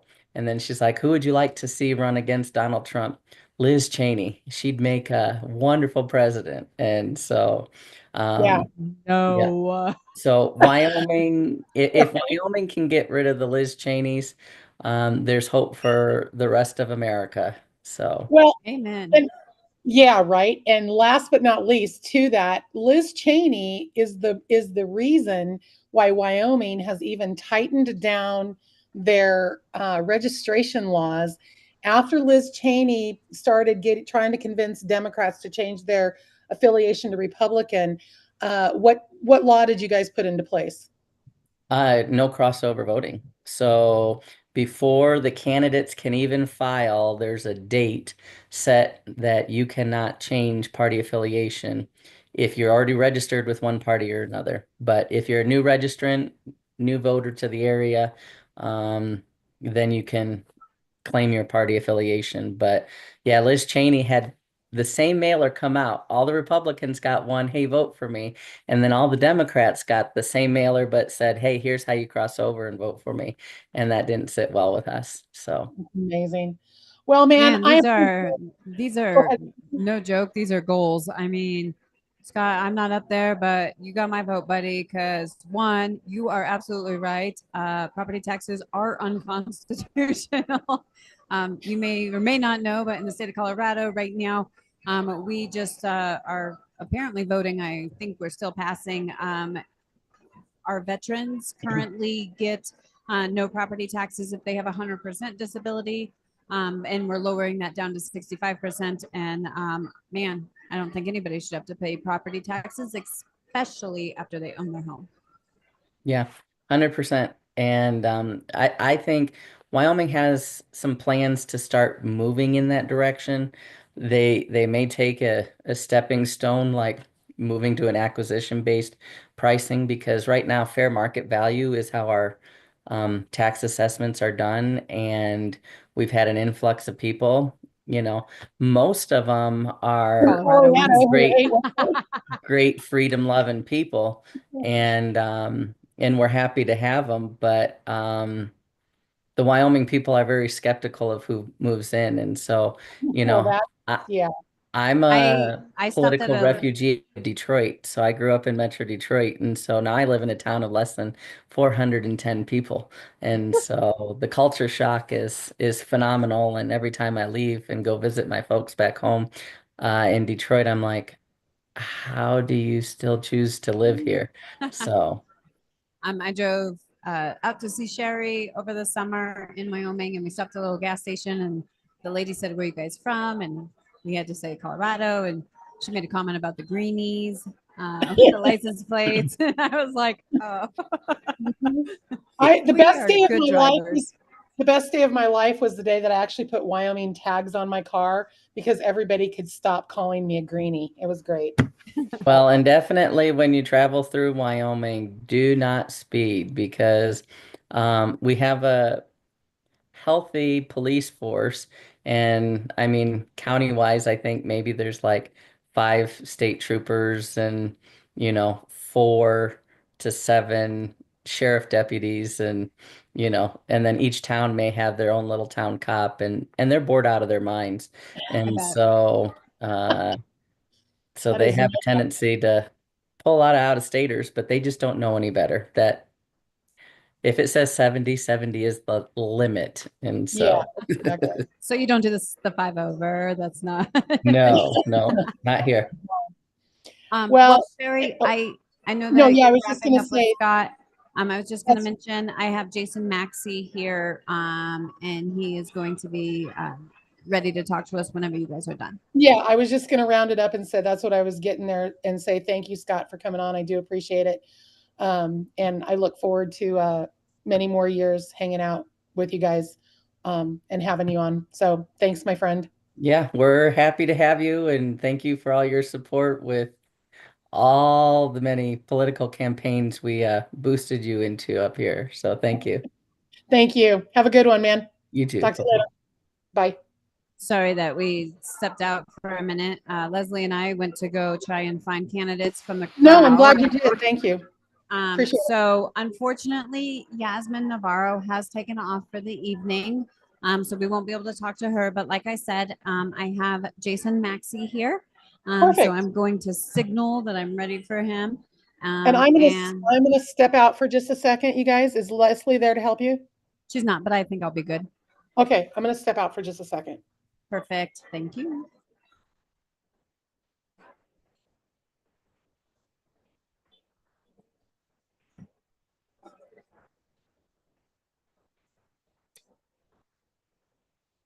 All right. Before I do, congratulations, Mr. Maxey. You know, I'm one of your biggest fans. Thank you very much. I appreciate that. Absolutely. All right, so it's just you and I, Jason. Everybody else is taking a quick little break, but first of all, can you just give our viewers a little bit of background on you and what seat you were running for?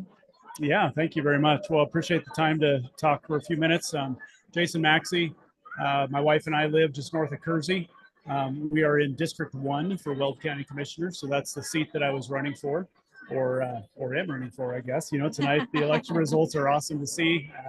I think you got 100% of the votes. Is that? I think, Oh yeah. my gosh, you're Yes. amazing. Yeah, it was close by some standards, right? I was biting my nails for a while.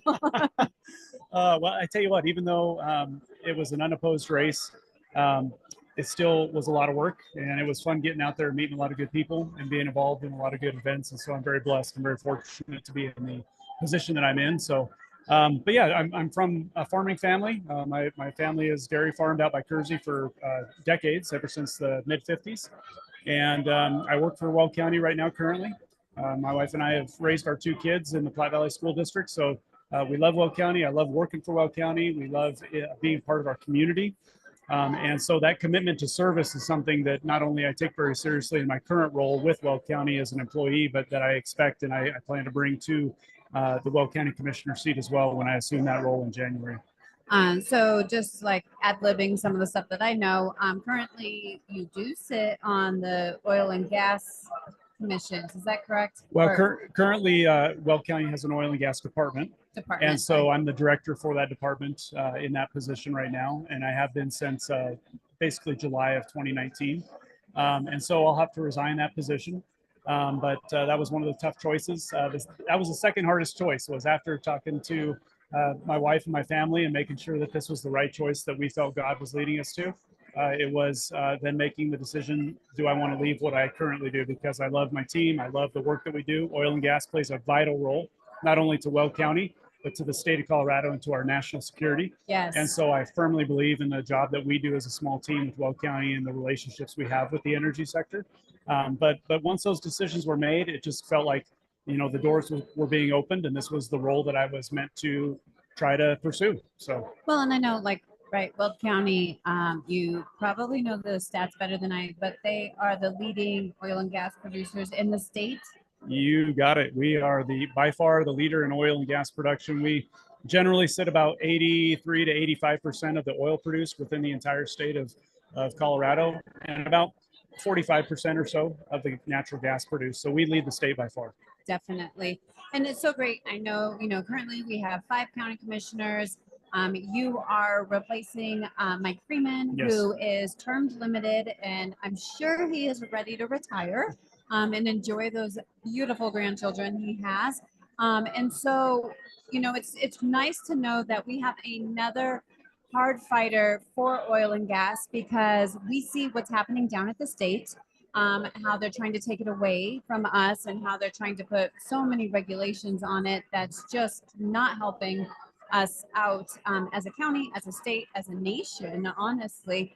So it's great to know that we have another county commissioner coming in who's ready to continue this fight for oil and gas for us.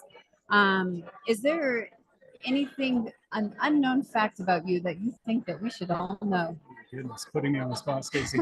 An unknown fact. Well, I guess I would say just a couple maybe side things that maybe a lot of people don't know about me. Number one, I could sit down and listen to about any type of music with you, so it doesn't matter to me what the genre of music is. I'm a music lover, but I will go on record saying the Beatles are the best band of all time. So there you go. Okay, that's Yeah. that's So if interesting. anybody wants to talk music with me, I'll talk music. Okay, Coke or Pepsi? Pepsi. Oh, okay. Well, thank you so much for joining Thank us, you. Jason. Anything else you want to say to the people before you? I just want to say thank you for all the support. It's been a long campaign. I announced in June of 2023, so it's been about a year and a half long, and it's been long, but it's been so good meeting so many great people that I haven't met yet in my current role or in my history of Will County. And I just truly am humbled by the support from the county party and from my family and my friends, my wife especially. And I am very much looking forward to this new role and just being a servant for the residents of Will County. Awesome. And, you know, I know that this is a pretty largely believed and upheld belief of our county commissioners, but your doors are always open, right? It is, absolutely. I'm always willing to have a conversation as long as we can actually talk about, you know, what are the facts of the matter. Let's get down to the meat and potatoes of the issue. Yeah. Let's set our feelings aside. And Yes. Let's talk about the facts. Excellent. Well, thank you so much for joining us, Thank Jason. you. I appreciate it. And congratulations tonight. That's I appreciate awesome. it. Thank you so much. Have a good night. You too. Okay, well, Leslie is still out in the crowd somewhere, trying to help us recruit some more candidates to come talk to us. I'm just going to give a brief overview of some of the election results. So currently, Jeff Hurd still looks to be pulling away with District 3. And actually, I have Lori Garcia Sanders, who just walked up to the table. Lori was running for House District 65, and we will have a moment to chat with her.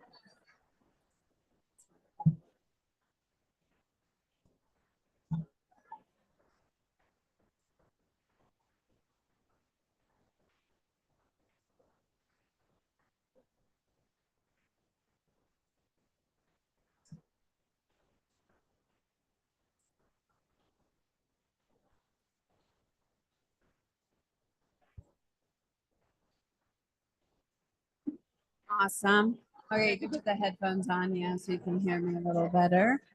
All right. Well, thank you so much for joining us. It's just you and I right now. So Sherry and Leslie have both stepped away for a moment. But so Lori Garcia Sanders was running for House District 65.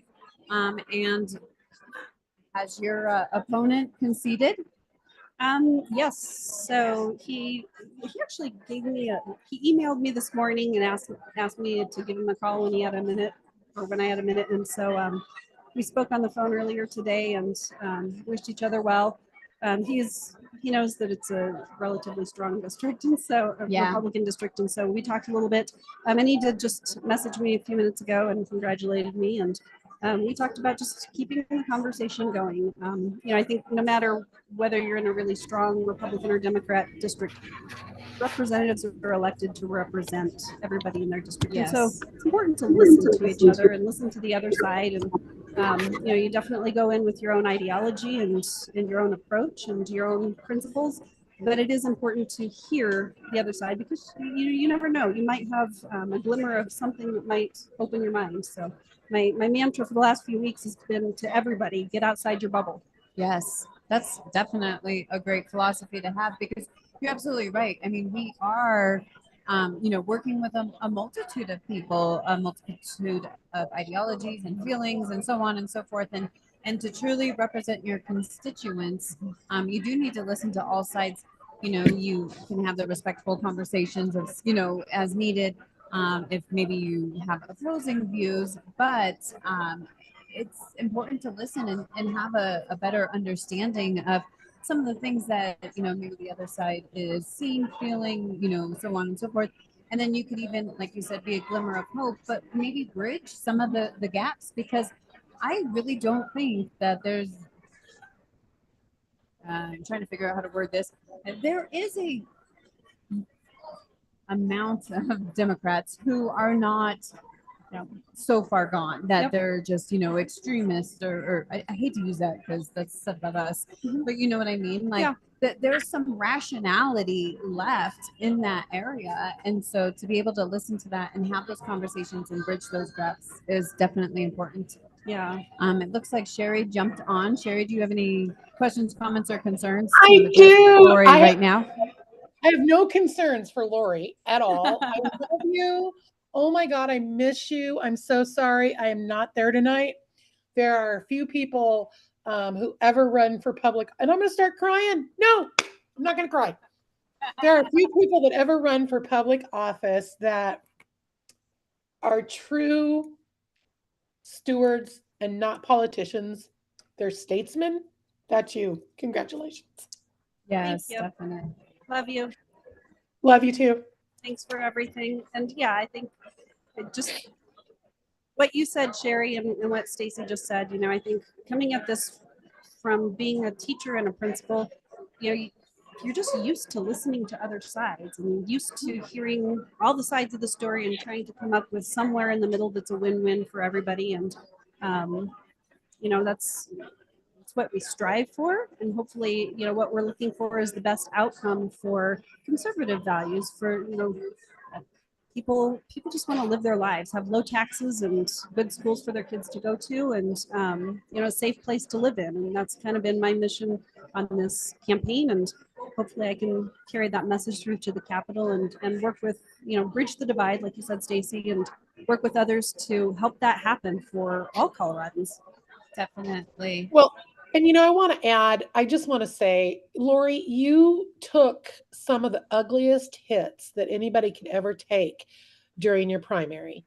You were beaten up on and knocked down for your role as an educator over and over and over again. It was an assumption that because you were a teacher, that you were a crazy liberal and that you were going to destroy Colorado. And I can say, moving to Wyoming and going to work for Gear Up Wyoming and Eastern Wyoming College under the University of Wyoming guys. I work with, the reason I'm not there tonight is, I work with 7th through 12th graders in helping them realize their dreams. And that does not change my philosophies, my outlook on life. You can be a conservative and be an educator as well. And I just have so much respect for how you held yourself through your primary. And I'm so glad that you were able to win tonight. And I wish you all the best. And I'm not going anywhere, and I'll be around, and I love you, and I'll always help you. Thank you. Well, and even, like Sherry was saying about you being a teacher and a potentially crazy liberal, correct me if I'm wrong, but you left a crazy liberal district to go to a conservative district that was more putting the power into the parents' hands and deciding how to handle COVID for their children. And that right there should be, enough proof that you are not a crazy liberal, that you saw the writing on the wall. I mean, I'm sure there was a multitude of things on the wall, but just, that you were willing to go to a conservative district. And I definitely, applaud you for that, because I can say this, I don't know actual facts, but judging by being in the same district, graduating from the same district that you recently went to, I can't imagine the pay was comparable in any capacity, but that, that was what God had led you to do and pushed you to, and definitely nothing crazy or liberal about that at all. That's for sure. No, I truly do. And I've said this many times, God puts us in a certain place for a certain amount of time to do a certain job, and then he moves you on to a next mission. And, I believe that, everything that I've experienced in life has brought me here, and I have a new mission, and it's to serve my communities and the state of Colorado in this capacity for who knows how long God will keep me here. But this is my mission for now. Definitely. What are some of the things that you experiences and viewpoints that you hope to bring to the Capitol that we currently don't have? Or maybe not have very many views on or insight on, like stance on education, stance on oil and gas, any of those things? So, so I ran on my three core issues are, education and the economy and safety, public safety. I think what I bring to Denver is a little bit different. We do have some educators. Most of them are on the Democrat side. There are a couple of conservative educators or backgrounds. I currently still do work in the district that I retired from. I work 1 day a week. It's interesting because I 1 day a week. I coordinate the English as a Second Language or English Language Development Program for the district, and I manage the Office of Civil Rights Compliance. And so, the world that is tends to be a world that more liberals kind of own, but they don't. And I look at a lot of the numbers, and I think it's important to look at what data and research there is to back up whatever we're doing in education. And so that's what I hope to bring to the Capitol is, really asking some of the hard questions. We're throwing more money at education in this program. Why? What's the data that tells us we need that? One of my big things is all the paperwork requirements. They pay me to work 1 day a week because of paperwork, because of compliance, and that's all just bureaucracy. Yes. And so I'd like to see if we can trim the fat a little bit there, where they don't need to pay me a day a week to go in and take care of paperwork. Yeah. So public safety is a big thing. I think we've still I plan to continue the conversation that Representative Lynch started around fentanyl, and what Colorado has done to make fentanyl far more available, as far as it's less punishable. Yes. And so that's a big deal to me. And then just making sure that we don't kill oil and gas. Oil and gas fuels and pays for education in Colorado. It fuels our budget, and so we've got to make sure that anything that comes up, we talk about how is that going to affect the education funding. That tends to put the brakes on the bills that are run to kill oil and gas. So definitely. I will add that, the idea that educators tend to bring a liberal spin to the state legislature would go away if more people in the Republican Party who have that wrong idea would put more conservative educators in office. As I'm sitting here tonight, I can tell you numerous numbers of my conservative teacher friends that teach in Greeley School District have been in my email or in my inbox all night long on my text messaging. There's a large number of conservative educators out there who a lot of them are afraid to say so because of the teachers unions and so on and so forth. And if we had more people like you in state leadership roles, that might not be the case. Yeah, I see that happening. I think that it's kind of like breaking a glass ceiling.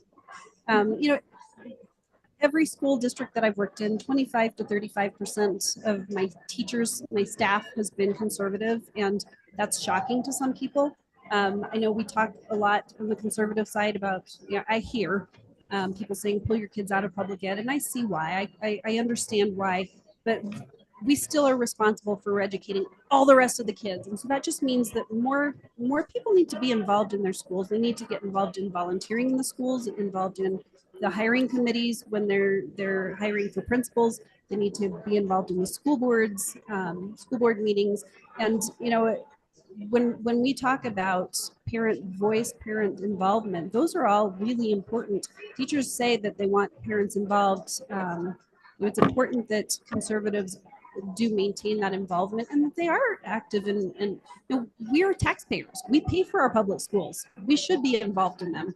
And I think there's a lot of conservatives that do feel that way. They've been painted into the corner by their unions or whatever, but teachers just want to teach. That bottom line, they went into teaching because they wanted to help kids and help, they wanted to see the light bulb go on. You know what I'm talking about? Yeah, exactly. They didn't go in to be political. They have their own ideologies that they were raised with, that they, develop as they, get older and have families and buy houses and all of that. And, to politicize school so much is really sad. And hopefully hopefully there will be more people that get involved, conservatives, that break out of that box that we've been painted into as far as educators being liberals, because there's a lot of us that are conservative, and we aren't all one ideology. Well, Agreed. and And go ahead. no, I was just going to say, and I hate to break in, but we do have another dump from Weld County that I wanted to update on. A kind of a little bit, it continues to get exciting and exciting. So Ryan Gonzalez is now 21 votes away from Mary Young. Every drop that comes in, Ryan gains on her. Yeah. So, that's good news. So hopefully in the next couple of dumps that'll take over. But, to that educator point, Lori, I'm sure you've seen Yasmin Navarro looks like she's going to be the next State Board of Education for Congressional District 8. And that's phenomenal.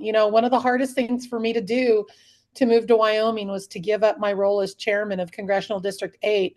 If I had some things to do over, I might have come to Wyoming a little bit later because I don't like the direction that the leadership in CD8 has taken, despite promises it wouldn't go that way. So if we can pull out of here, I really hope Gabe can close this gap. But if we can pull out of here tonight with Yasmin taking Rhonda Solis out of the picture, that's a huge win for education and for the state of Colorado. Definitely. And I was just going to say, to Lori's point, I mean, granted, it's been a few years since I attended that school district.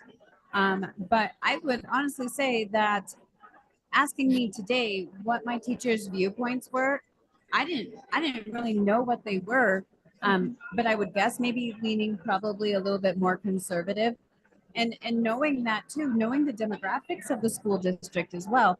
I was actually told about the Greeley-Evans District 6 that they will never score well on reading and math because of the makeup, the racial makeup of the school district, and that's pretty much the same.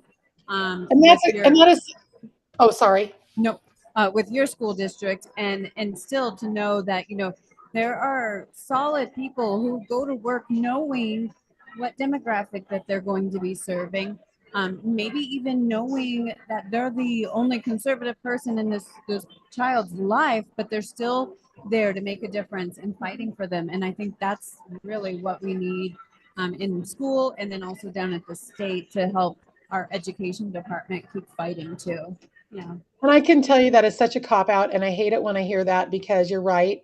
The school district that Lori just left does have the same makeup.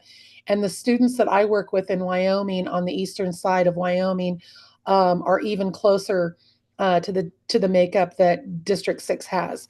And the stats just came out for ACT scores. And I think Wyoming scored in the top 5 in the nation for average ACT scores for their juniors. Now, I can't say that they were super great. It was only a 19. But while Wyoming was in the top 5, Colorado and District 6 were in the bottom 5. And that, and that makeup between Greeley and the kids that I deal with on a daily basis is very similar. And the teaching, they focus on reading, writing, and arithmetic up here. They don't focus on things that families should be focusing on at home. And I hate when I hear that, because to me, it's just a cop-out. Yes, I definitely agree. I mean, granted, I don't personally fall into that demographic. I would say that, more so than judging by the color of one of my classmates' skin, that was not necessarily what had influence on their quality of education or what they were capable of doing. It was actually because it's a poor district for funding, and that was more of the thing. The biology books that we had when I was in 10th grade were the same ones that they had used the 5 years previous. And then a friend of mine did a student teaching job out there, and about 7 years later, and they were still using the same biology I think books. we got new biology books last year. Perfect. But I mean, I think that's more of it. I think that's what we need to look at more is, funding as opposed to race or denominator. And this would be, we talked at one time, Stacy, about me coming on and talking education. Like, this is a whole other conversation. I think, again, being involved, I've been at the school, at the district, classroom level, school level, and district level, and so I've got different perspectives on how we test kids, how scores are read, what the makeup is. When I student taught, I taught at one of the lowest. Yeah, I'm sorry, they just called North Carolina for Donald Trump. So he's got one of the swing states. Sorry, Lori, go ahead. It's a little loud here. The crowd's going wild. That's crazy, Bill.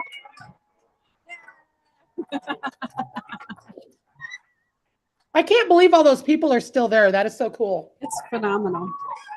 So, but yeah, I think I just have a different perspective going into this, and I think again, it's healthy to ask questions and look at all the data, all the details. But I'd love to have the conversation because there's a whole lot more that goes into why is a school performing poorly. I went to I student taught in one of the most difficult schools to student teach in or to teach in Greeley, and definitely gained a really good student teaching perspective out of that.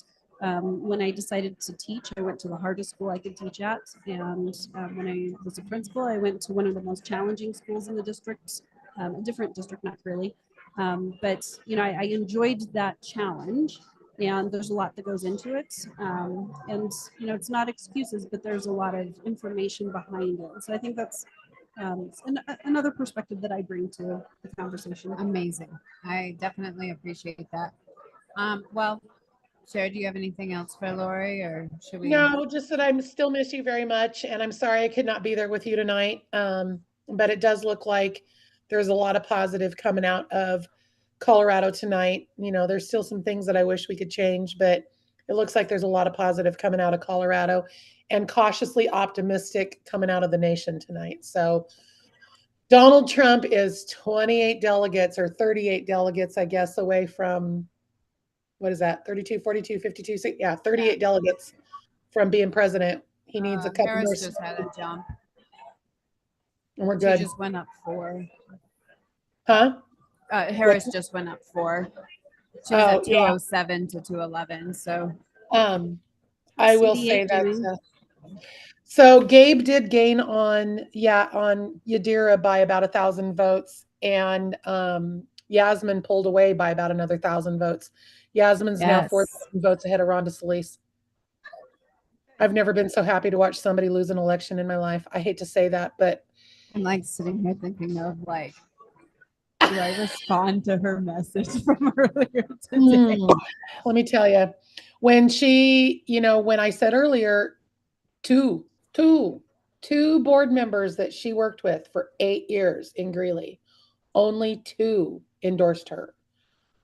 And she lost Weld County in big numbers. Yeah. That speaks volumes for the lack of respect that woman had within her own school district. 100%. Well, and I think a lot of what did her in, for the people that do pay attention and are aware, for losing Weld County in 2022, I mean, right, a lot of Weld County comes from the Greeley, area for Congressional District 8. But they called Virginia for Harris. I think that was expected. I think it actually was closer than what they expected it to be. I don't think they ever expected Trump to win, but I don't think they thought it would take that long to call it. But one of the things that Rhonda Solis, was a huge advocate for was remasking our kids. And pushing that through even after the masking had been removed. She pushed to have it again.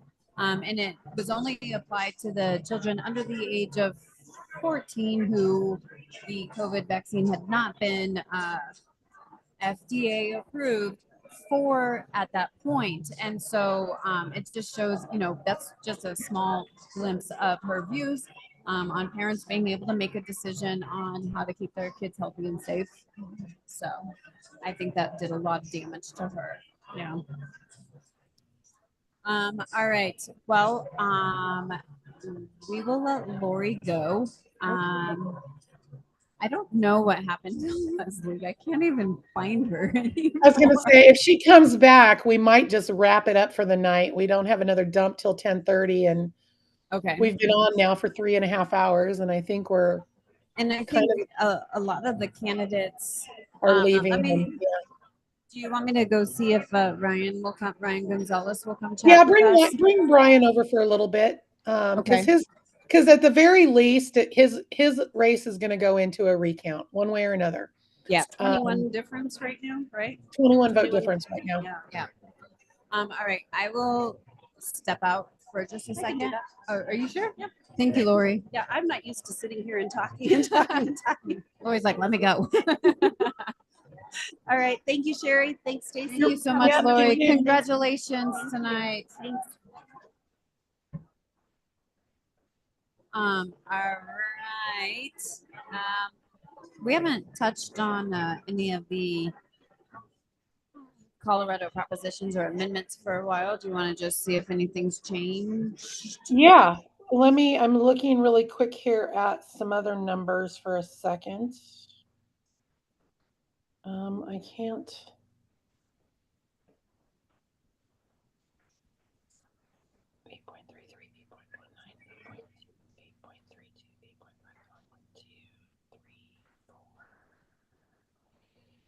Well, I got 2 of my school board members in Goshen County elected. I'm sorry, some of the folks that I was working for included school board candidates, and the Goshen County School Board election had 14 candidates for 4 seats. I know, 14 candidates for 4 seats, and I was helping 4 of them, and it looks like I'm going to get 2 of them elected. So that makes me feel really good. Still haven't heard anything on Amendment A yet, but it looks like Tony Goulart and Valerie Lamb Sharp are going to move forward. So we can say officially Amendment H has passed. It received 72% of the vote, almost 73. H was which one, Stacy? Amendment H was the oh, I'm sorry, I skipped G. I'm like, wait, this isn't adding up. H was the establishing the independent judicial discipline board to help oversee some of the stuff. Yep.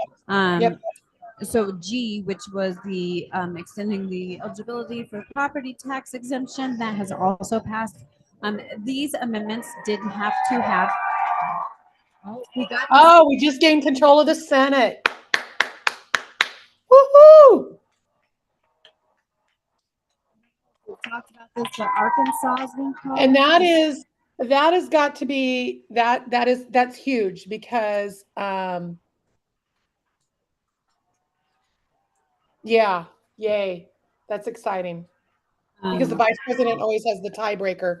So even if Harris were to pull something out tonight, we can be confident that Waltz won't have the tiebreaker in the Senate. So then Amendment G, and these amendments, like I was saying, they do require 55% of the vote. So when we're saying that they get 70%, that's clearly above and beyond. And we have Ryan Gonzalez approaching us right now. Woo-hoo! My other favorite candidate that's going to make me cry. Well, there's one of my favorite people. my son from another mother. Woo-hoo!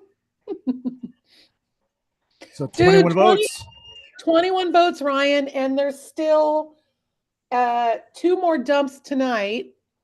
You got another dump at 10:30 and another dump between 12 and 1 in the morning.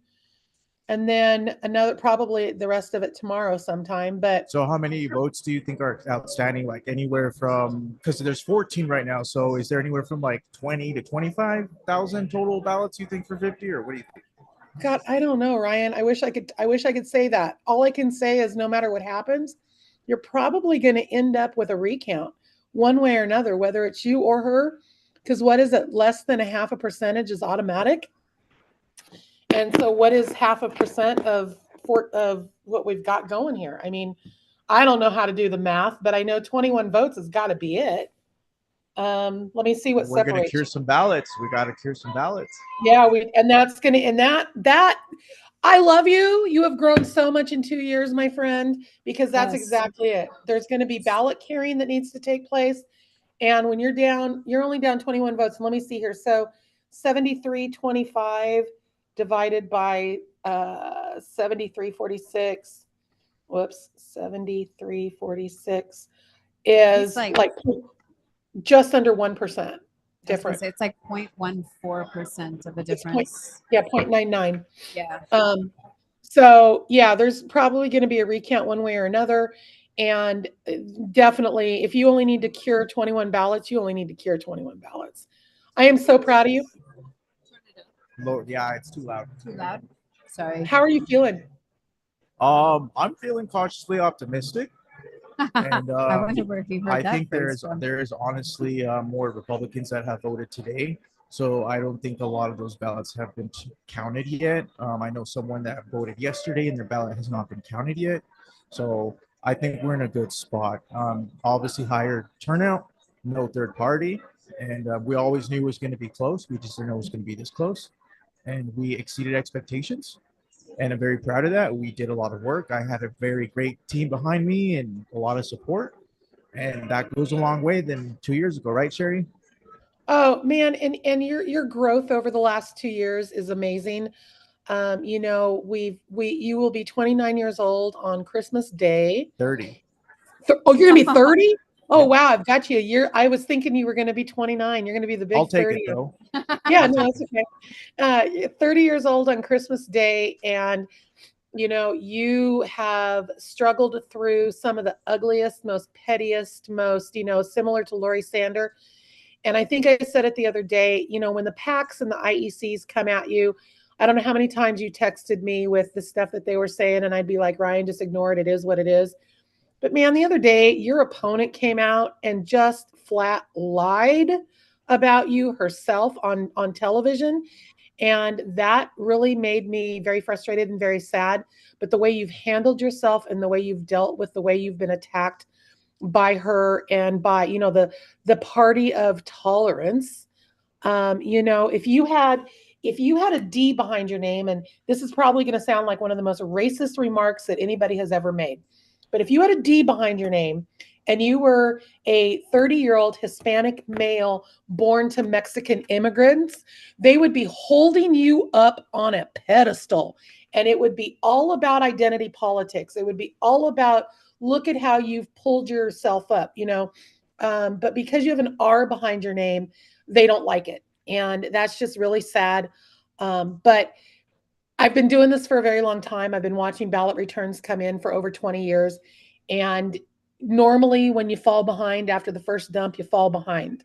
And every time another election, and every time another set of ballots come in, you drop in a little further. And we watched that last year. Every time ballot returns came in last year, the gap for her got a little bit bigger. This year, you're gaining. Every single time you have gained. You went from 99 to 36 to 21. And I still feel like you can pull this out. And like you said, cure ballots. There you go. Oh, you're 100% Sherry. And, you know, it's like what we've all talked about. We just got to run a clean campaign. And that's what we have to do is stay on message and talk about what we want to do. Make sure we attack policy and not the person, and make sure that people know and expose her voting record as far as what she stands for, what she really believes in, versus personal attacks, versus vendettas, versus my past. You know, we all got a past. We all learn. We all make mistakes. It's how you come out of it that makes you a better person, right? You live and you learn. And life is all about learning experiences. And those things in my past, those were definitely learning experiences. I paid my dues. I moved on, and that was years ago. And look at where we are now. Well, and you're not the first, and you're not going to be the last. Yeah. But what you are is when the revelation of your DUI came out 2 years ago, you stood up, you owned it, you apologized, you directed it to your constituents, you explained what happened, and I'm not condoning DUIs by no means. However, you, like I said, you're not the first and you aren't going to be the last. But one of the things that you are the first or one of the few, I should say, is you didn't make excuses for it. You just said, I did it. I don't know what else to say. I did it. And I learned from it and I'll never do it again. And so for that, I think that's why the voters don't really care about those flyers that have gone out. Well, people are sick of the negative advertising and they're sick of all the attacks. They want substance. They want clean run campaigns as far as what we're going to do if we get elected and how are they going to benefit from that. That's what they want to hear about. They're tired of the negative advertising. I heard it at the door. They're sick of it. Mm-hmm. One of the things that I was going to say for Ryan too is, I knew you the first campaign, and then I campaigned for my own race, and then right before election last year, you had your kickoff party for running again for this seat, and the amount of growth that I have seen from you was amazing, and I really commend you because Sherry's absolutely right. You have been thrown a lot of crap, a lot of negativity your way, and yet you just still, and I mean, after the Weld County Latino Coalition forum that they had a couple of weeks ago, Sherry and I were texting because I think I was complaining, and she'd asked me how you did, and I was like, I mean, Ryan killed it. I mean, I don't really feel like it's fair to compare you and Carlos because Carlos didn't even really have an opponent, but I felt like, I mean, you killed it up there. It was amazing. We weren't allowed to make noises or cheer or anything, but I mean, everything that you were saying was right on topic. You didn't let, one of the things that I've seen Mary Young try to come out with is that you're too young or you don't have enough experience or some of the, some of these things about you that she feels like she has in her advantage.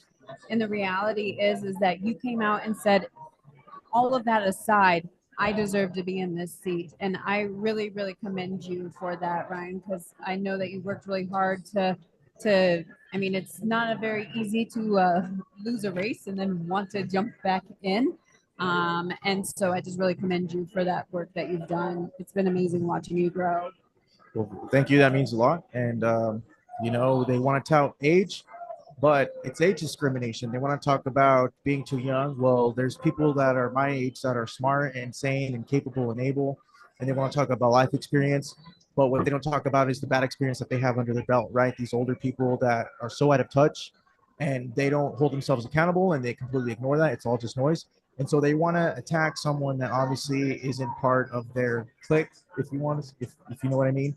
And that's wrong. I don't age discriminate, and that's specifically what I said at the League of Women Voters when they talked about young people, right? It's funny that they're hypocritical in the sense that they saw Joe Biden was too old and a new generation of young, up-and-coming people, but it only benefits them if it's on their side, right? Not the other side. So I find that quite ironic that they want to hit me on age. But like I said, my strength is also my youth, and I have life experience, not the policy experience, but I have life experience, and my opponent has that experience when it comes to being a legislator. Yes, definitely. Well, thank you so much, Ryan, for joining us. We really appreciate it. And we're going to keep watching this race. We are definitely cheering for you. Sherry, you said that the next drop's at 10:30? 10:30. Which I don't know I don't know if we'll still be around at 10:30 or not, but we definitely will be watching. That's for sure. Definitely. And we'll be cheering just as loudly, whether people can hear us or not. Are you going to stay up late, Sherry, or what? Oh, I'm going to stay up because I'm going to be awake when Donald Trump wins back his presidency. And I'm going to be awake when you take over State House District 50. And I'm going to be awake when Yasmin solidifies her win in CD8 State Board of Education. Yes, I'll still be awake, but just not on the podcast. We're like 3.5, almost 4 hours in, and I'm like, okay. I've got enough sugar in me now. Well, thank you so much, Ryan, and best of luck to you tonight. Thank you. Thank you so much for having me. I appreciate it. And let's hope for a good result here with the final count. Yeah, because I want some of that pozole at Mama Rosa's house. That's right. She already knows. She already knows. Is it going to be Mama Rosa's pozole and your sister's tres leches cake?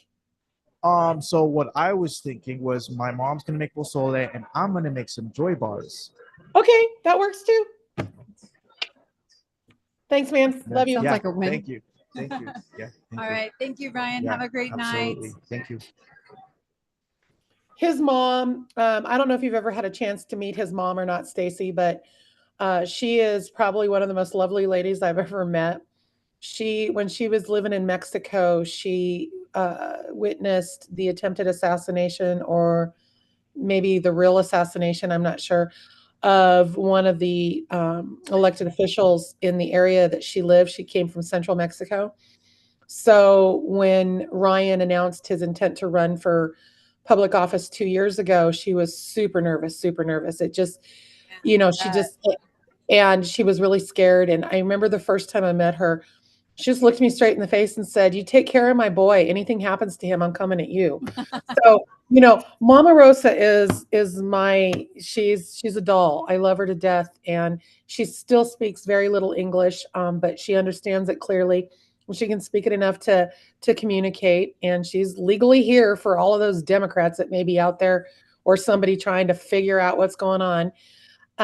But his mom she really raised a great young man. They came here for a reason. They raised him to be a conservative. They are still very conservative. And I just really hope he pulls this off. That's the thing that actually irritates me probably the most, is that the Hispanic community and the Black community are naturally conservative, but they've been told and fed a lie that no, they need to be Democratic because the Democrats are the people. Oh my gosh, it's Leslie. I know. Who is it that sat down next to you? I'm sorry. Hello, friends. Do we know you? Just that they keep perpetuating. And then, like one of the things that Ryan got last election, what was it? He called an inside out Oreo. Was it an Oreo or a coconut or something? He was a coconut. He was a coconut. He was a pretty brown face. It was amazing to me how his own demographic treated him simply because he had an R behind his name. And I can tell you, it was so fun walking and knocking on doors with him, because the minute he would knock on a door to somebody that couldn't speak English and he would start speaking Spanish, they'd like step back really quick, because he doesn't look to be that immigrant. You know what I mean? Yeah. And he doesn't have the dialect that he should have for the language that he speaks, because he doesn't speak Spanish that you learn in school. Yeah. He speaks the Spanish that his parents came over with. And so they would always ask him first thing, "Where'd you learn your Spanish at?" So he'd be like, "When my mom and dad divorced, my dad made me speak English and my mom made me speak Spanish." So he speaks them both so fluently that people were confused. But they immediately, after talking to him, were like, "Really? Am I really a Republican?" "Yeah, I think you're probably conservative."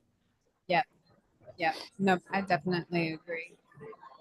Okay, let's see. Where are we at on our... Well, Trump is leading Arizona. Trump is leading Georgia. 93% in, and Fox, and 2 percentage points ahead. Fox still won't call it. I did hear Newsmax called it. Trump is leading Michigan by 5%, and they won't call it. Trump is leading Pennsylvania by 3%, with 84% of the vote in, and they're still saying. I have heard that Newsmax has called Pennsylvania and Georgia, but it's okay. Fox doesn't have to. I don't want to have to wake up in the morning and have them backtrack. I'm sorry, I think I missed it. Which way is Pennsylvania currently going? Trump.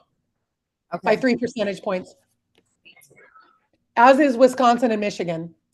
I am very cautiously optimistic that we might actually have a country We already tomorrow. know Tennessee was called. Yeah, Tennessee was called. Okay. A while ago, actually. It's so hard to keep up with the screen and the websites and the... I know. I keep looking away because I keep looking at the TV and I keep looking at the screen here. And did you guys I know she did. I know she left and she didn't get a chance to come on the podcast, but did you guys get a chance to talk to Yasmin? No, not at all. I mean, I real, said real hi, but- briefly. But Yeah. that being said, no. But I've been talking. I talked to Dan Woog. Dan and I just discussed what does it take to actually flip a vote, right? Like, what does it take when you're looking at a race like his or like Ryan's? These races that are so close. Like, what does it take to actually change those votes? It's not partisanship, and that's one of the things that I feel like, honestly, if Gabe ends up losing, I'm going to tell the truth right now. His race was very partisan. It was very, elect a cop to Congress. His website was very it was very partisan. His signs, fight back with Gabe Evans. In my opinion, the whole time I always had a hard time with that, because the audience that he needs to flip is not the people who like that red meat. And so to me, that was always kind of something I worried about. So I think that we could look at that going forward here. Like, what does it take to actually flip a vote? Because when you're looking at swing districts, we're not looking at trying to get Republicans. We need to get Republicans out to vote.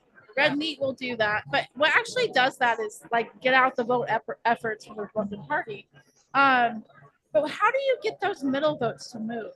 Because that's the real question. Well, one of the things that I really tried to do, as I would talk to people and try to educate them, was I would say things that they could relate to. And I'm not sure if necessarily we're completely hearing that. Instead of talking about Yadira Caraballo, stance on the border, or voting with Joe Biden and the Democrats 90% of the time. Instead of saying things like that, I was saying, hey, some of her policies have led to a point where financially I am actually worse off today than I was in 2021. Yeah. That, in 2022, despite actually getting a significant dollar amount raise hourly. And so it's trying to have those conversations, or saying, the World Food Bank serves 800 to 1,000 people a day. Can you guys see that, these are some of our areas that we need to start figuring out. How do we meet in the middle? How do we come together? Yeah. I moved to Wyoming for one simple fact. I can't afford to live in Colorado. I am working 2 jobs and starting to finally pay off my bills. And that's with Wyoming being half the cost of living. Colorado and this country, for the most part, from 4 years ago, what are you guys looking at and laughing about? I was taking a drink and my straw got stuck on my lip.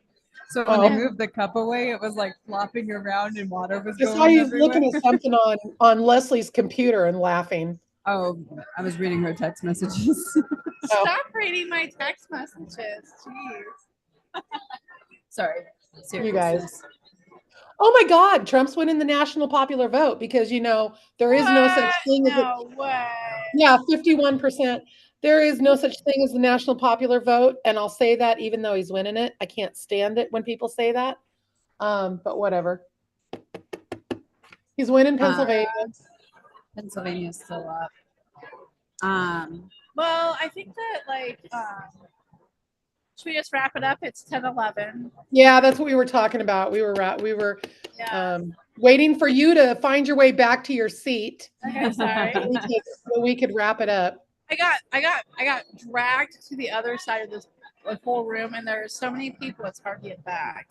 You're leaving. You're making me feel very self-conscious here, Leslie, because you left for most of the night. I didn't. I was actually sitting right here, but Bill just went to Stacy when she talked, or you when you talked. So I just sat here and listened. I've been here actually almost the entire night. Just not on screen. Just not on screen. But I've really enjoyed it. It's been fun being with you guys and listening to all the great dialogue, and fun night. Lots of great people here. Yes. I think what, no matter what happens the rest of the night, I do, like I said, when Lori Sander was there, I do think that we've got some big wins that came out of Colorado tonight. Yeah, definitely. I agree. It's going to be, you know, it doesn't, I don't think a whole lot has changed. I think that it looks like looking at the state Senate, we kept our Republican seats. The one that we would have lost would have gone, Mark Snyder picked up that seat down in Colorado Springs. But on the flip side, we had, it looks like Scott Bright picked up the one here in Weld County. It's a wash. We might pick up a couple in the state house. That still looks like it's up for grabs. 2 to 3, that would actually be a win. Otherwise, we had a couple propositions that failed. 131 looks like it's failing. 127, I think, failed. Amendment 80 has not reached 55% yet. Which is good. Good. But it only has to reach 55% on the yes side to pass. Yeah. To pass, it has to be 55%. I don't know why I was looking at that wrong. My apologies. Never mind. Amendment 80 is failing by 52%. Which is what I meant by yeah. So I think that one's coming down. But 127 I think is really important. That's one that I put a lot of effort into this year. 131 is very important. Yeah. So we definitely, I think that, you know, in the end, are we going to have massive change? If we could pick up even 2 seats in the state house, to me, that'd be a win. It looks like the seats in the state Senate that the Democrats were vying for, they didn't get back. Yeah, we got good stuff there. If things stay the same in Congress, that's good. Here in Colorado, we did get the majority nationally, we have the majority of the Senate. Yeah. We have picked up more seats in the Congress. Even if Harris wins, which is kind of looking like Trump's probably going to win, but even if Harris did win, we still have gridlock. I think that things are okay. We're going to be okay, you guys. So this is the question: are we still going to a civil war? Well, are we all? We're always one bad policy away. And I wear pink for Civil War. The only thing that worries me about tonight's results is Amendment 80. Amendment 80 going down is yet to be seen what the repercussions of that are. And I really worry, but nothing we can do about it. I definitely agree, especially with, you know, we've won some good seats. We've gotten some good placement down at the House and in the Senate. But, and I think we even had some, you know, pretty large victories in the primaries, you know, with some of the extremist socialists not getting rid of Elizabeth Epps. Yeah. So I think that's going to help us, but I think you're right, Sherry, because I don't feel like we necessarily, you know, it's kind of like any of the gun bills that come out, right? Like we try so hard to fight them, but you know, there's still a higher chance that they're going to pass them just because of the views and the stance of some of the people in the House and the Senate. Exactly. So, all right. Well, ladies, let's call it a night. Yes. Great. Sorry. Did you have something else to say? No, I was just saying it was a great night and I enjoyed this thoroughly. So we should do it again. This was a lot of fun. Thank you guys so much for tuning in. Thank you both. And thank you us for teasing me with my Wyoming part and go from there. All right. Good night, everyone. Good night. See you guys later. Guys. Until next time. Until next time. We'll see you primary 2026. Yeah. Yep. All right.